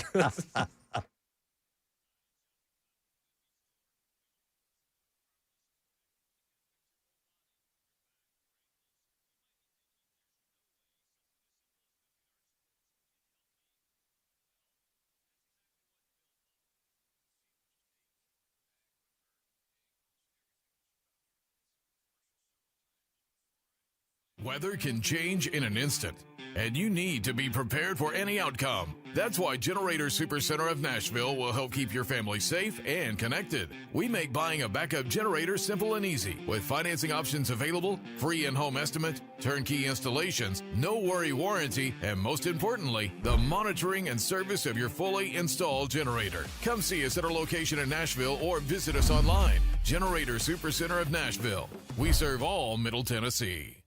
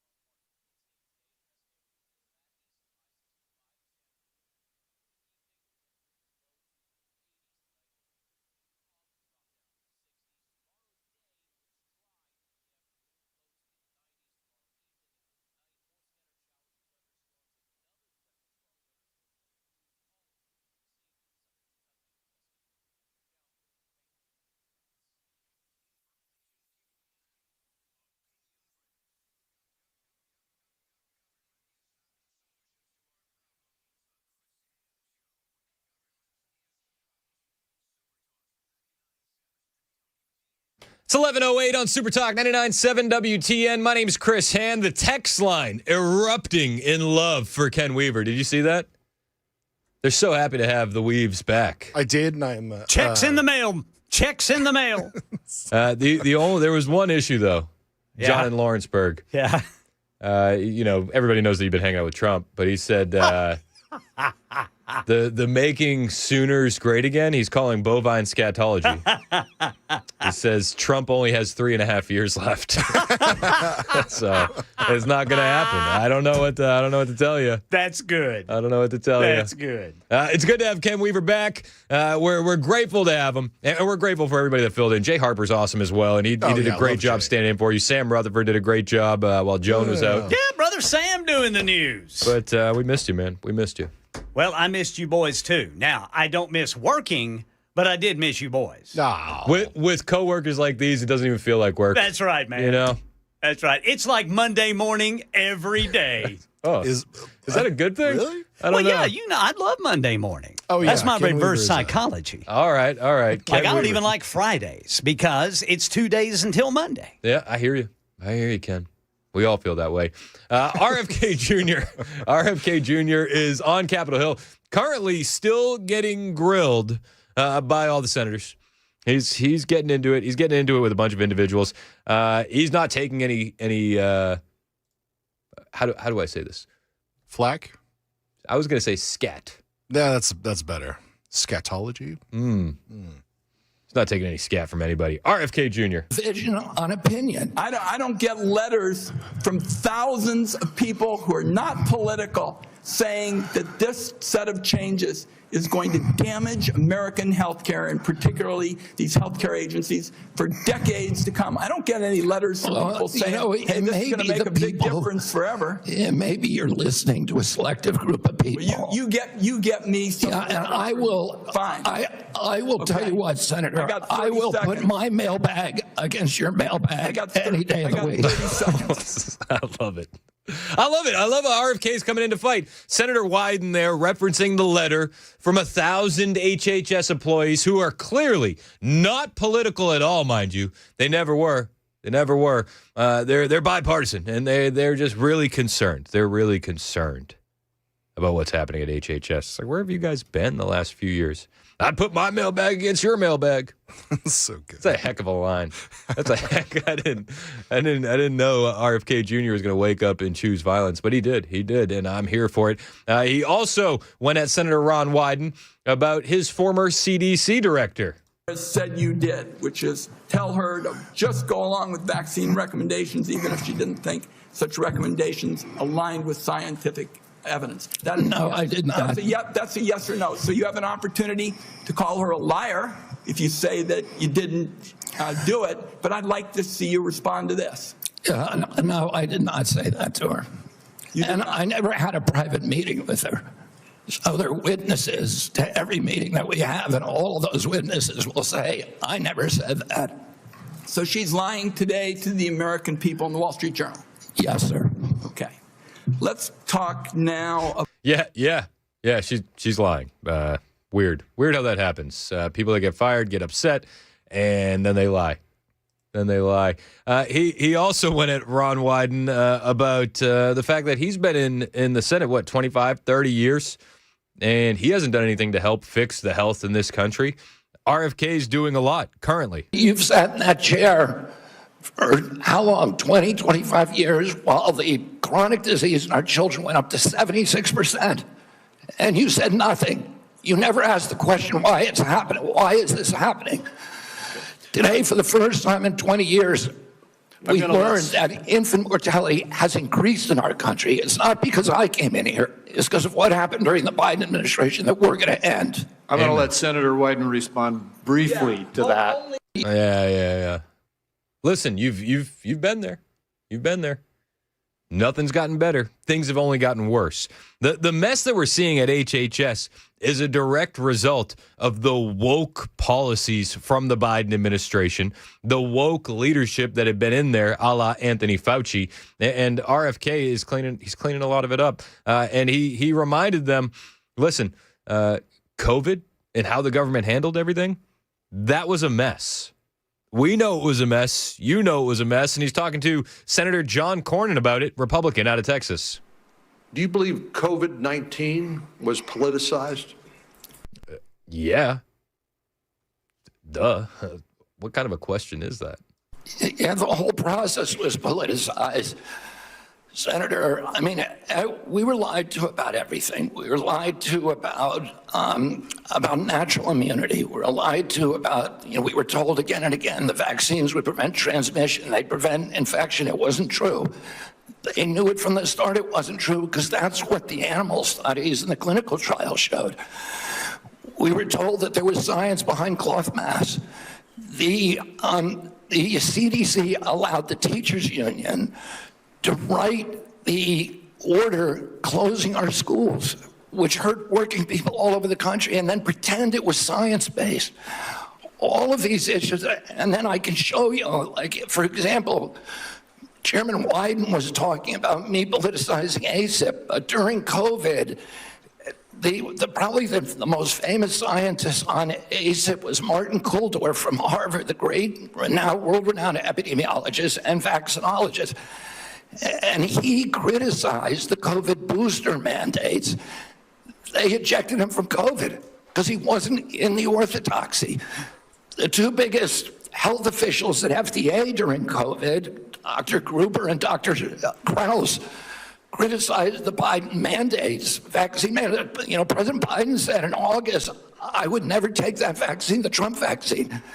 And he came in, he mandated it, and then he fired the two top health officials at FDA who said, hey, this thing has not been properly tested. So the whole process was politicized, and even today. And we never heard that these people were being fired for politics. There was never any outcry about that. I mean, you weren't allowed to say anything about COVID, right? You'd be kicked off the internet indefinitely. RFK Jr. is cleaning up the mess. He's cleaning up the mess. And he goes directly after the mRNA vaccines as well. And you say schmaxine, others will say experimental gene therapy. I'm well aware of the discussion. No safety testing. You can characterize it any way you want. I quoted them today. What I said was accurate. What you said were lies. You described moving the Titanic. Are you saying that the mRNA vaccine has never been associated with myocarditis or pericarditis in teenagers?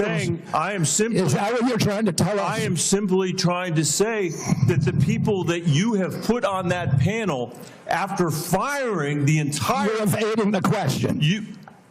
No, I'm asking the questions here, You're Mr. evading Kennedy. that question. I'm asking the questions, I Mr. asked Kennedy. you a question. I'm asking the questions for Mr. Kennedy on behalf of parents and schools and teachers all over the United States of America who deserve so much better than your leadership. What a clown.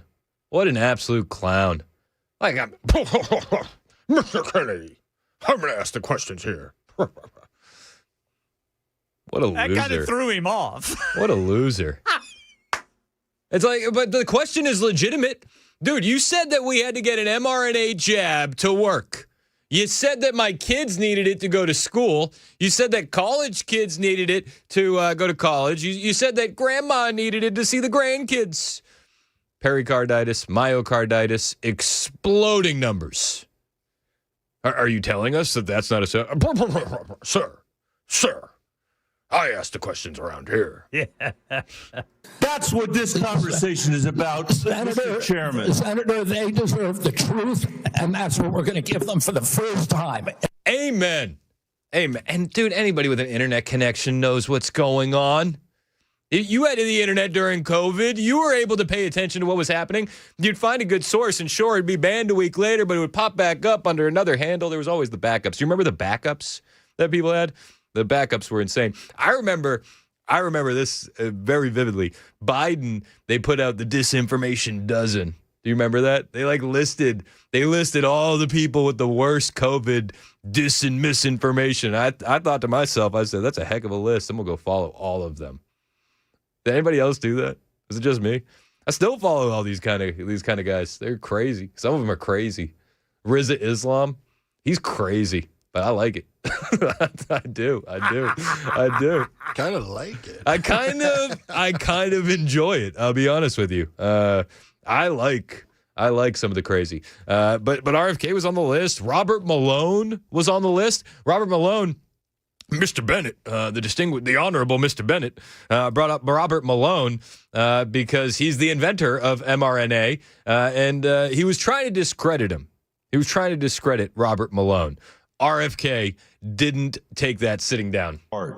Their immune system and their ability to have children in the future. Yes or no, Mr. Kennedy? And Dr. Malone is one of the inventors. Yes or no? Yes or no? Were you aware that he had that view when you appointed him to this panel? Dr. Malone is one of the inventors. As I said, Dr. Malone is one of the inventors of the mRNA vaccine. That's so he knows a lot more about statement, it than I do. Mr. Chairman, that statement is not true that Dr. Malone made, just as it wasn't true when you wrote that, quote, African AIDS is entirely different from Western AIDS. Are you aware that another one of these new guys. members are... Let me discredit Robert Malone's statements on mRNA because he's the guy that created the mRNA platform. It wasn't just the Democrats going after him. We had Republicans too, and you know the Republicans that are doing this. It's the ones that take big money from big pharma. Now, there's a lot of them. I commented on John Kennedy earlier, Senator John Kennedy, who I think he's great. Makes me laugh, makes me giggle. I don't know what he's done for the country.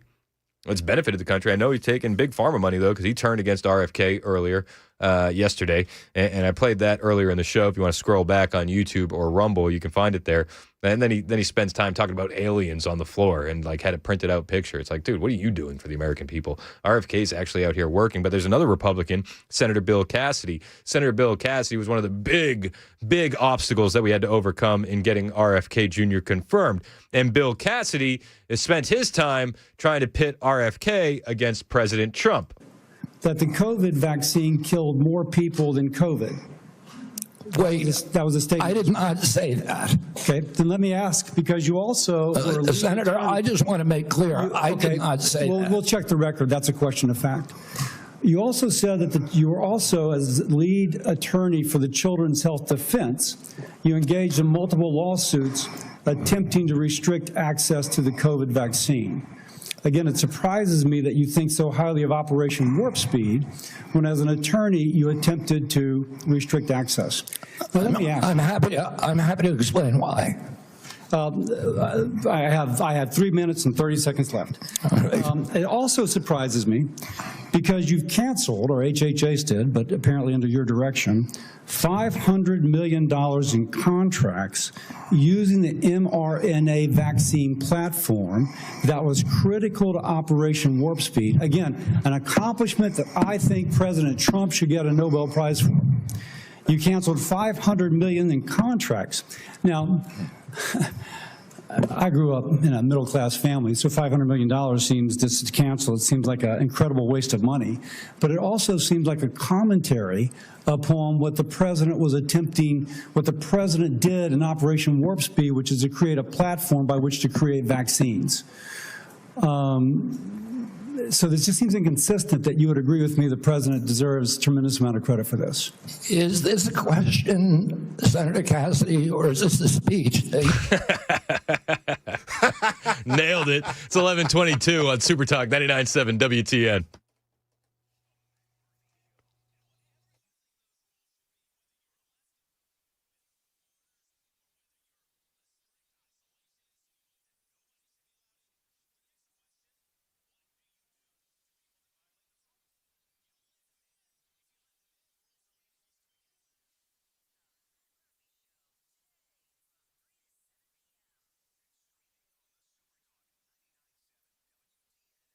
Hey, what's up? It's Chris Hand here for my friend Shane Ring over at Cover Nash. You guys know we homeschool our kids, right?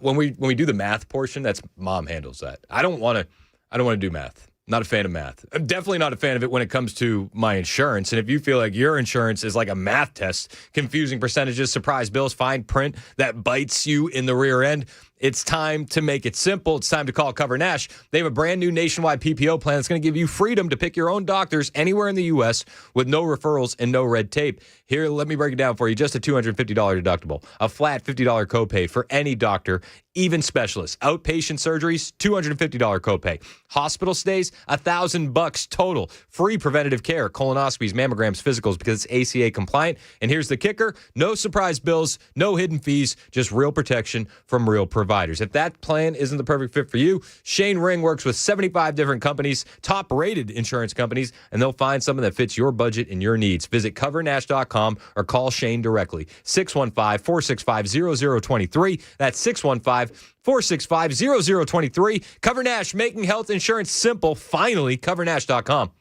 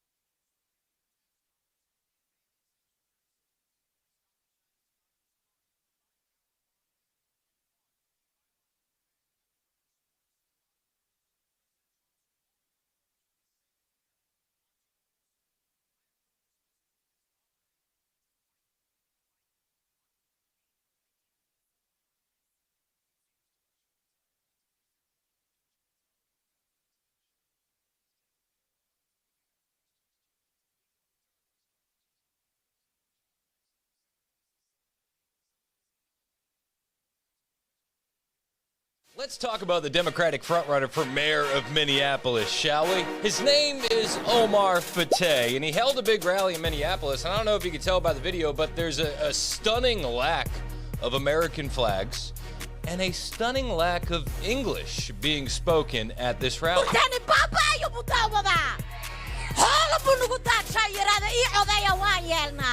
Now, the reason Omar is the frontrunner is because the last mayor, Jacob Frey, wasn't woke enough. As for cooperation with ICE, the answer is no. This is a guy who actually cried at George Floyd's golden casket.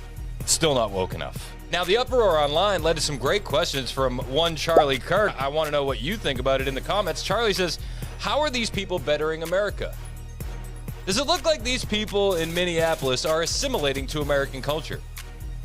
And then we have to ask a very important question. What is an American?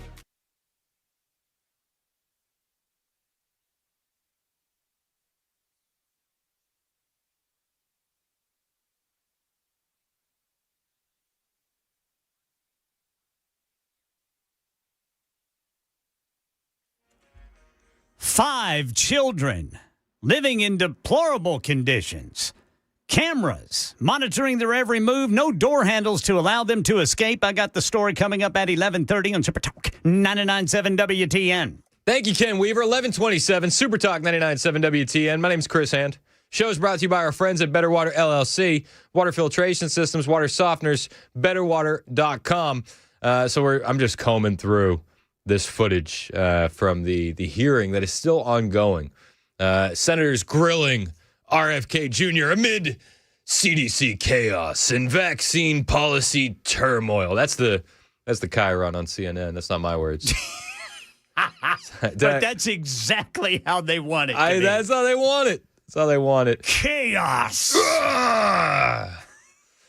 RFK doesn't want needles in your baby. What is going on with him?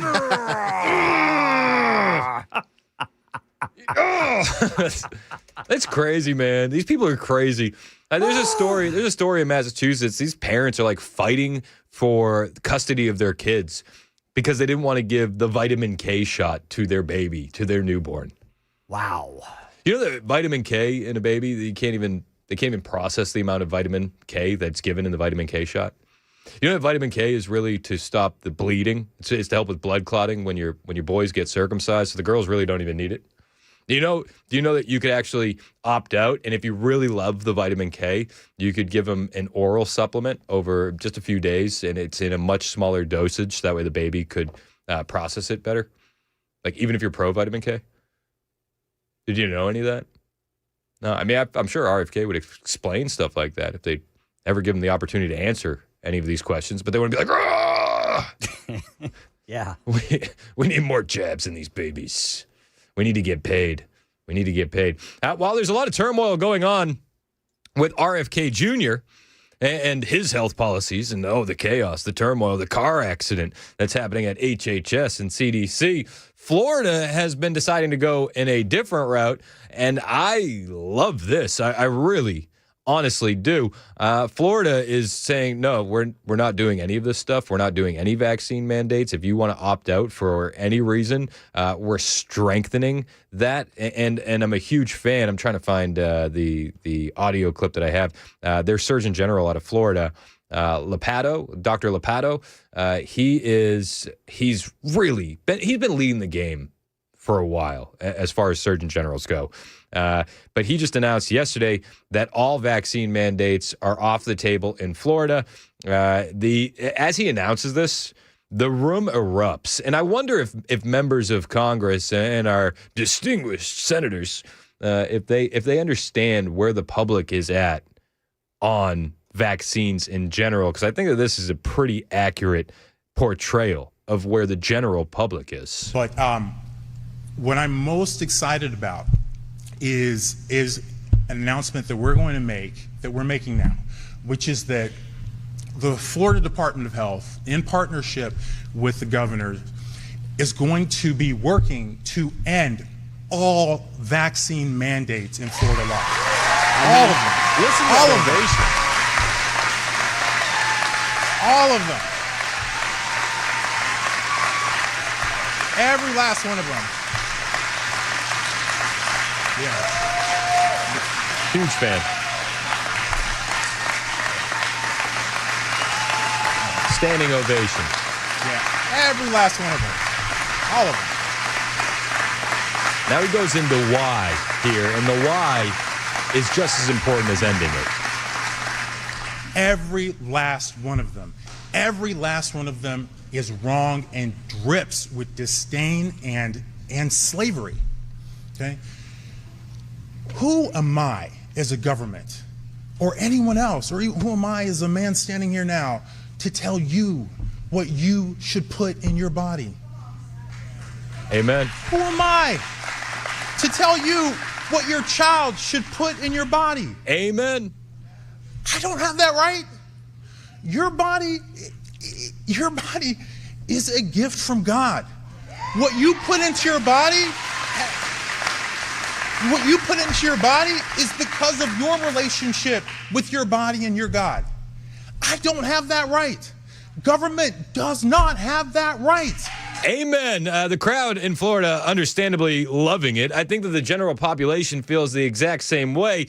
Leftists will lose their mind. They only believe in my body, my choice when it comes to someone else's body inside their body. It's 11:31 on Super Talk 99.7 WTN.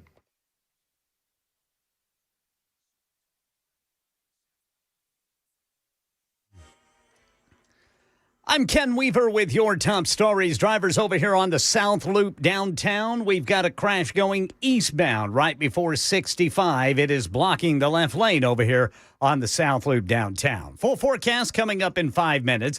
5 children between ages 5 and 14 living in deplorable conditions. Authorities call it a dungeon inside their home in Redstone Township, Pennsylvania. District Attorney Micah Bailey says they were trapped inside their rooms with video cameras monitoring their every move, no door handles to allow them to escape. Based on what I've seen, there's going to be a long process. I won't speak directly to the children, but I can't imagine. I can't imagine living in a household like what we saw. The room was infested with fleas. It had feces on the walls. They arrested 65-year-old James Russell Call and 41-year-old Kathy Call. Right now in Nashville, Channel 4 says fire spread to 2 homes in Antioch after someone used a propane stove to cook indoors. This woman lives in the second home. She was at work at the time, but someone called her to rush home. When I came around the corner, Miss Dior, they had to catch me because I broke down when I saw it. There was a delay in putting out the flames because of so many cars parked in front of the fire hydrant. And right now in our nation's capital, Robert F. Kennedy Jr. defended last week's firing of the CDC director after less than a month on the job, saying the agency misled the public through the pandemic. I need to fire some of those people to make sure this doesn't happen again. In addition to sharp questions from Senate Democrats, Sir, you're a charlatan. That's what you are. Kennedy also faced the concerns of 2 Senate Republicans, both physicians. Bill Cassidy of Louisiana. I would say effectively we're denying people vaccine. John Barrasso of Wyoming. I support vaccines. I'm a doctor. Vaccines work. Stephen Portnoy, ABC News, Washington. That's the latest news. Weather's next. I'm Ken Weaver, WTN News. I'm a doctor.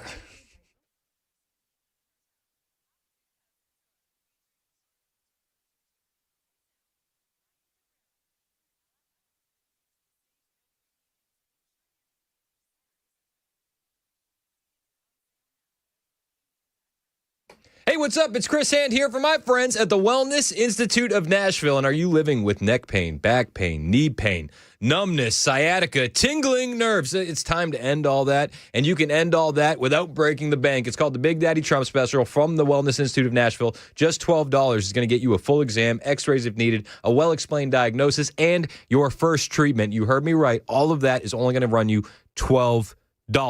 Dr. Mitchell and Dr. Ashley are the best at handling pain in their unique way. They're not going to use surgery. They're not going to inject you with anything, and they're not going to prescribe you some painkillers. That's not their style. What they're going to do is treat it all with non-surgical spinal decompression, robot lasers, even anti-gravity machine.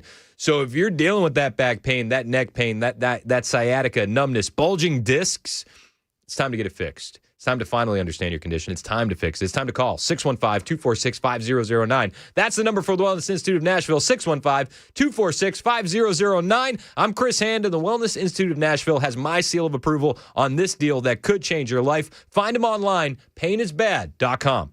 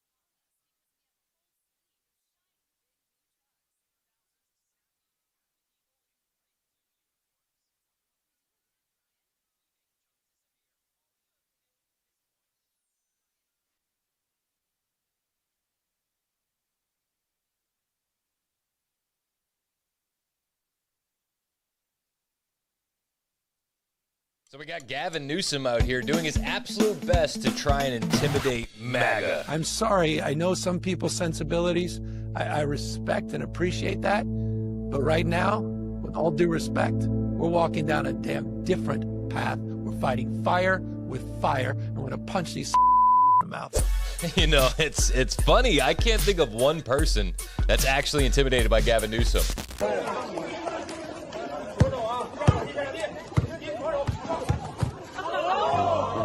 Okay. I stand corrected. That Chinese kid looked pretty intimidated.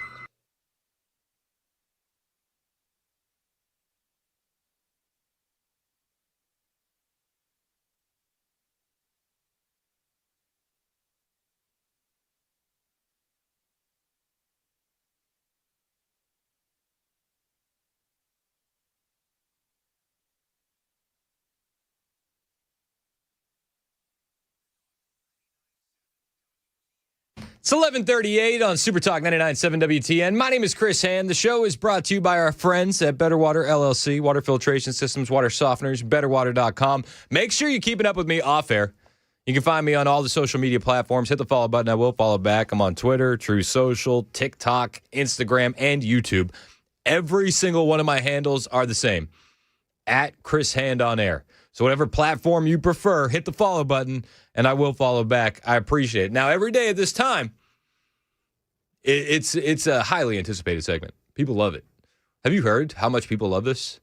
No, not at all. What are you talking? People, yes, I'm kidding. People Yes, go bananas for the lightning round. Bananas for the what?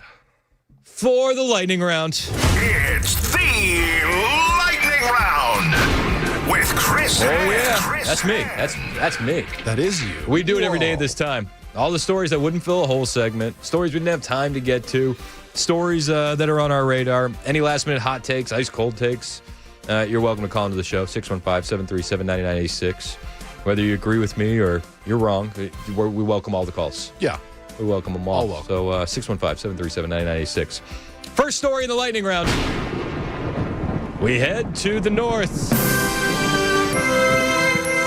Yep. Oh, this story's out of Canada. It's got a... Did you say gross? It is. It's actually pretty gross. The anthem's awful, too. You think they could do it better? Bryan Adams is coming out with a new album. Did you hear that? Dan's excited. Yeah. Dan was so excited to tell me this morning. He was ecstatic this morning. He should redo the anthem. I'd be here for that. Right? Oh, man, but that means that then I have to listen to the Canadian anthem. Okay. He should collaborate with Geddy Lee and do it. All right. Well, see, this is what we do, boys. And maybe pull Justin Trudeau out of retirement. Do states have anthems? asking for a friend. All right, so the first story does come out of Canada. We've heard Canada's always got some crazy ideas on how to deal with crime. I mean, well, the first thing that they do is they turn law-abiding citizens into criminals, a la the peaceful protesting truckers. And then they tell you to just bend the knee when it comes to criminals in your own home. All right, I can't do the anthem anymore. I'm sorry. I did it as long as I could. It's only a minute and a half, but it feels way longer, doesn't it? Oh, my goodness. I thought we were feels like the 5 minutes. longest anthem in the world. Ugh. Name a worse anthem. That's what I thought. All right, Speaking of anthems, though, real quick before you move on, 48 of the 50 U.S. states have official state songs considered anthems. Ooh, all right. Might need to proffer up a new Tennessee one. I'm just saying. What? I don't have an option, but do we just do Rocky Top? Is that what we do? I think that's our lead choice there. I mean, I'm for it. I like Rocky Top. I wonder how beta the anthems are of the blue states. Ooh. Probably pretty beta. All right. So anyway, Canada. So we've heard how they deal with. They got a lot of crime. They got a lot of crime, especially in Ontario. I have some friends that live up there, and I was texting with my buddy's mom. She's like, "Dude, have you seen this?" She's like, "This is crazy," and it prompted me to say, "When are you moving back to the States?" We met in Massachusetts. My buddy had lived in America for a while, but we're good friends. Still, we text all the time. But she said, I can't leave. I got grandkids now. I got family here. Like, we can't just give up on Canada. But what the government is doing to us is insane. Insane. We've heard the horror stories where they say the car thefts are on the rise. So one of the easiest things that you can do is leave your keys in the car or leave them right by the front door. Now they're saying when you experience a home invasion, not if, but when, the best thing that you can do is comply with the home invaders. I kid you not. This is Canada's York Regional Police Chief, Jim McSween. And he's talking about calls for castle law. You know, we kind of feel like that's like stand your ground. You know what I mean? Like, can I shoot people? That's really what it boils down to. If somebody breaks into my house, can I shoot people? He says, no, don't do that. Don't do that. Oh, hang on. Sorry. I still have the Canadian anthem going in the background. Golly, that's awful. Anyway, this is gonna be just as awful. I promise you. This is the York Regional Police Chief, Jim McSween. In the unlikely event that you find yourself the victim of a home invasion, we are urging citizens not to take matters into their own hands. Is that so? I'll tell you what. My home was invaded. To be brought to you by the Glock store. Real quick. It would be Glock store and defense systems because it would be a tandem because I would shoot the home invader and then I would apply pressure to the wound. That's what I would do. He says don't take matters into your own hands. Bro, they're in my living room. What do you want me to do? Find yourself the victim of a home invasion. We are urging citizens not to take matters into their own hands. While we don't want homeowners to feel powerless, we urge you to call 911 and do everything you can to keep yourself and loved ones safe until police arrive and be the best witness possible. Oh, be the best witness possible as your wife is being beaten by home invaders. You're being tied up. Just golly, chip in and be a great witness. How about no? How about no? How about we open fire? It's like, this is the, Superman, and then, you got Bizarro, right? In Florida, they're like, we're going to shoot you stone cold dead. This is Bizarro, Florida. Is that what Ontario is? Did you just bring up Superman again? I did. I don't mean to. After giving me flack? The movie was terrible, Mason. Listen. I don't like robots. And I don't like Superman needing help. Especially from some lady who doesn't know how to fly a spaceship. I'm just saying. This is Bizarro, Florida. Is it right? Is Canada? That's what I'm just going to start. It's either the 51st state or Bizarro, Florida moving forward. I'm cool with Bizarro, Florida. All right. Let's continue hearing from Bizarro, Florida's police chief. This could mean locking yourself in a room away from the perpetrators, hiding, fleeing the home, but don't engage unless absolutely necessary. If they're in my house, I find it absolutely necessary. I don't know. Maybe I'm in the minority here. I find that the minute that they breach the home, we have entered into absolutely necessary territory. I believe the term is private property. Defend at all costs. That's absolutely necessary. But as it stands, we know the best defense for most people is to comply, as you've just heard, a number of safety recommendations. The best defense is to comply. Oh, yes, sir. Yes. Please take my things. Please tie me up, sir. Yes. Oh, I love being tied up. Yes. Oh, a little duct tape over the mouth. Please comply. My wife is being raped. Please be gentle. Please. What? The best defense, the best advice is to comply? Comply. Again, if this happened at my home, it would be brought to you by the Glock store. There's no other way around it. No other way around it. 615-737-9986 if you want to join the lightning round. Let's go to Eric in Jasper. What's up, Eric? Hey, I got to get. Well, I'll send you a picture of the sign on my front gate going into my driveway. I've got a big old sign up there that says, "Trespassers will be shot. Survivors will be violated." I love it. I feel like a sign like that in Canada might get you arrested. Oh, yeah. Please. Freedom of speech. Yeah.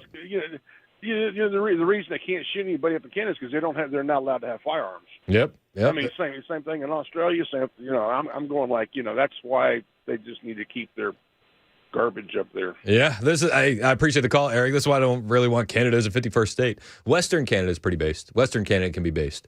Other than that, betas! Hard pass. All right, got another story for you here in the lightning round. In the lightning round,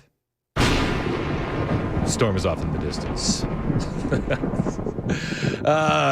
Canada. I hate Canada. I do. I really do. Yeah, sometimes you just hate wanting to return home. That it just doesn't feel like home anymore, does it? Shut the hell up. All right, next story in the lightning round. This is, I don't know why I take so much joy in this, but I do. I think it's because I'm jealous. I'll be honest with you. I am a jealous, petty, miserable person to be around. Correct. It's just, and stories like these just really grind your gears. No, they tickle me pink. They tickle me pink. So this guy's got a 24-meter super yacht. Oh, no. Okay. Luxury yacht. This is clarified, not the one that got blown up yesterday. No. I don't know. Would you consider that a yacht? I wouldn't. It's more of a yacht than I could ever afford. Yeah, true. I couldn't afford that boat. No. I couldn't afford that boat. Absolutely not. I could rent one for a day, sure. That's kind of my limit. Yes. So anyway, it was this luxury yacht, and they bring it to the ocean, $940,000. Whoa. $940,000.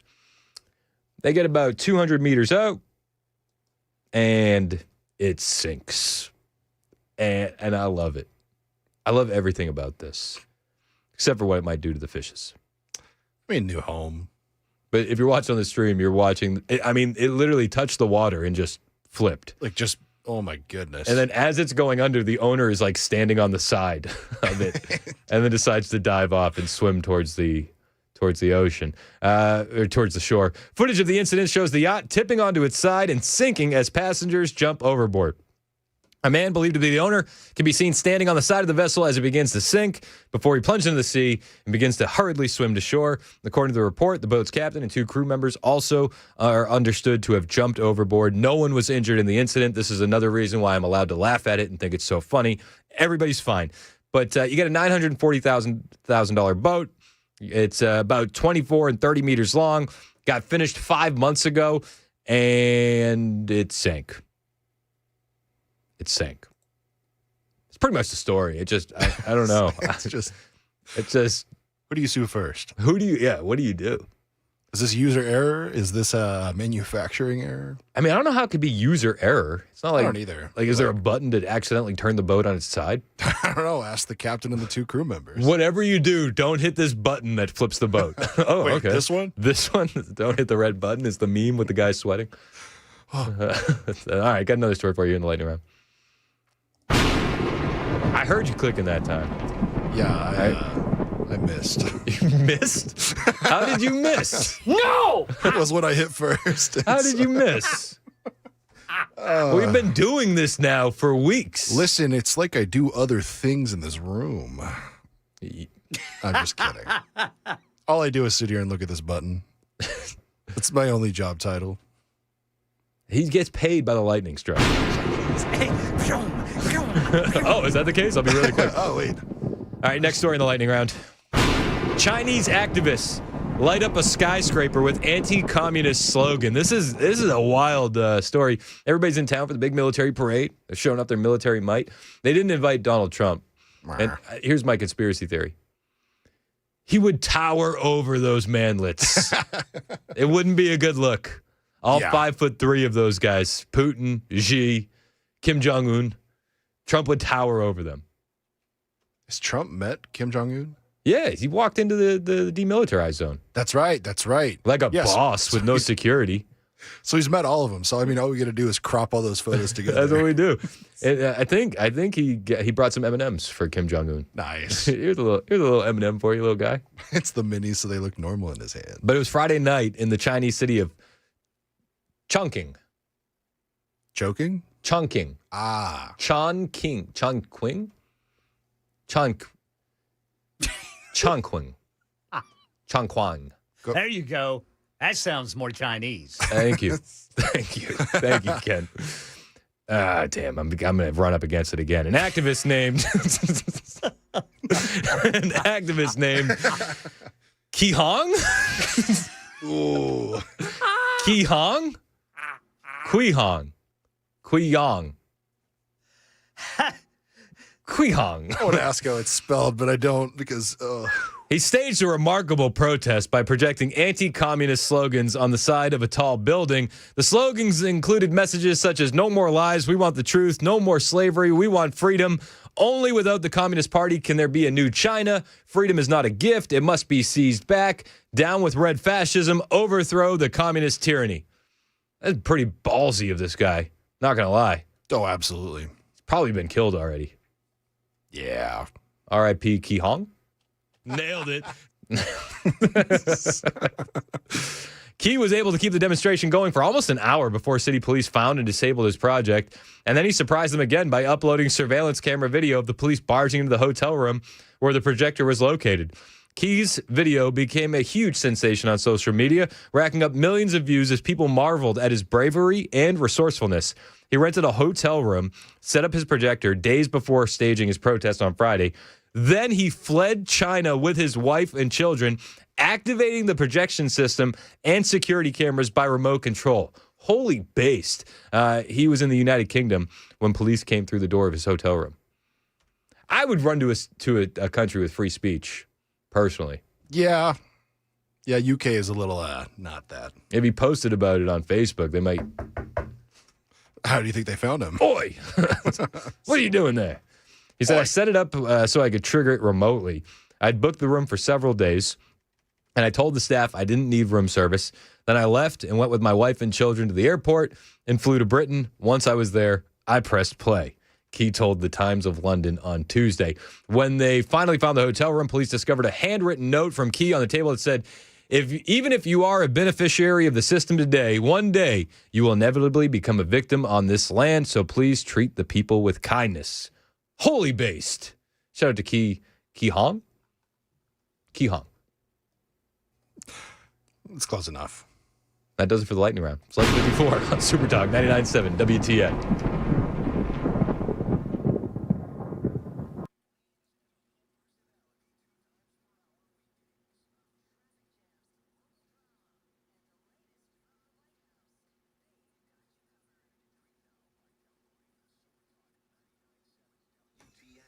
Hey, what's up? It's Chris Hand here for my friends at Cabinet Makeovers. I got to tell you, I just had pull-out cabinets installed in my home, and they're amazing. It's the coolest thing. My wife loves them, too. Happy wife, happy life. And the company that installed the Cabinet Makeovers, family-owned, serving Middle Tennessee for over 45 years. Everything that they're doing is Tennessee-made. Every cabinet, pull-out, drawer, all wood construction with full extensions, soft-close glides. The craftsmanship is top-notch. Their team has decades of experience, and you can feel it in the work. You really can. Now, here's what makes them special. A well-designed kitchen is going to change your life. Like physically change your life. I can't tell you how nice it is to not be digging in the back of my cabinets to find the pot or the pan that I need. They just all pull out now. I'm not bending over. I'm not getting down to one knee to find things in the back. It comes out and I can see it very easily. They don't stop at kitchens. Cabinet Makeovers designs custom closets, pantries, and cabinetry for every room in your house, all built with that same Tennessee pride and biblical values that guide their business. So do what I did. Call Cabinet Makeovers today, 615-331-7010. Ask for Christina. She's going to set you up, and she's going to make your day. 615-331-7010. You got to see for yourself why Cabinet Makeovers is really Nashville's best-kept secret. CabinetMakeoversTN.com.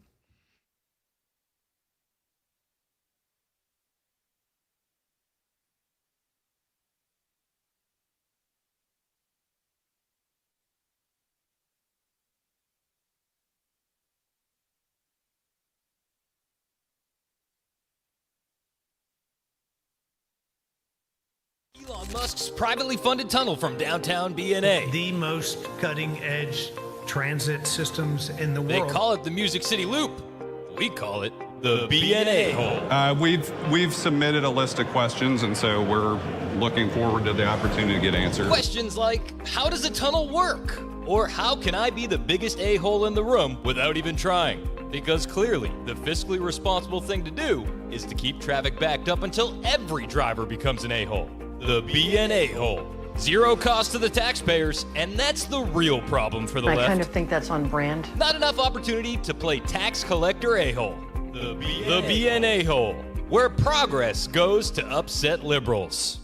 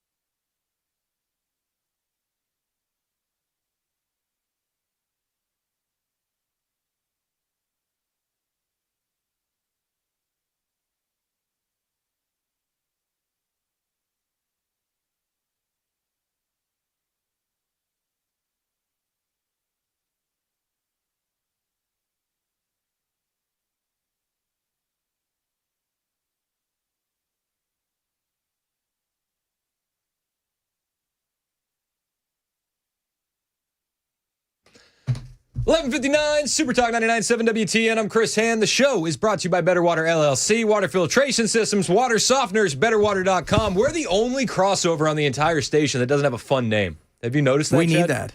We need that. We've got to think about that. Take some of you texters out there. Text in what kind of cool name. Well, you got So it. what do you do? What are you and Dan called? The crisscross. The crisscross. I like that. The crisscross. We're the welcome mat. Matt. We need something cool. We need something cool. I'm going to ask ChatGPT when we get off the air. Yeah, that's good. But his name's Chad. My name's Chris. What do we call this? The chat? No. Because, I mean, it's talking about who's coming next, which is the crisscross, the welcome mat. So it's got to have Chad in the name. Yeah. Yeah. But it's not. It can't be lame.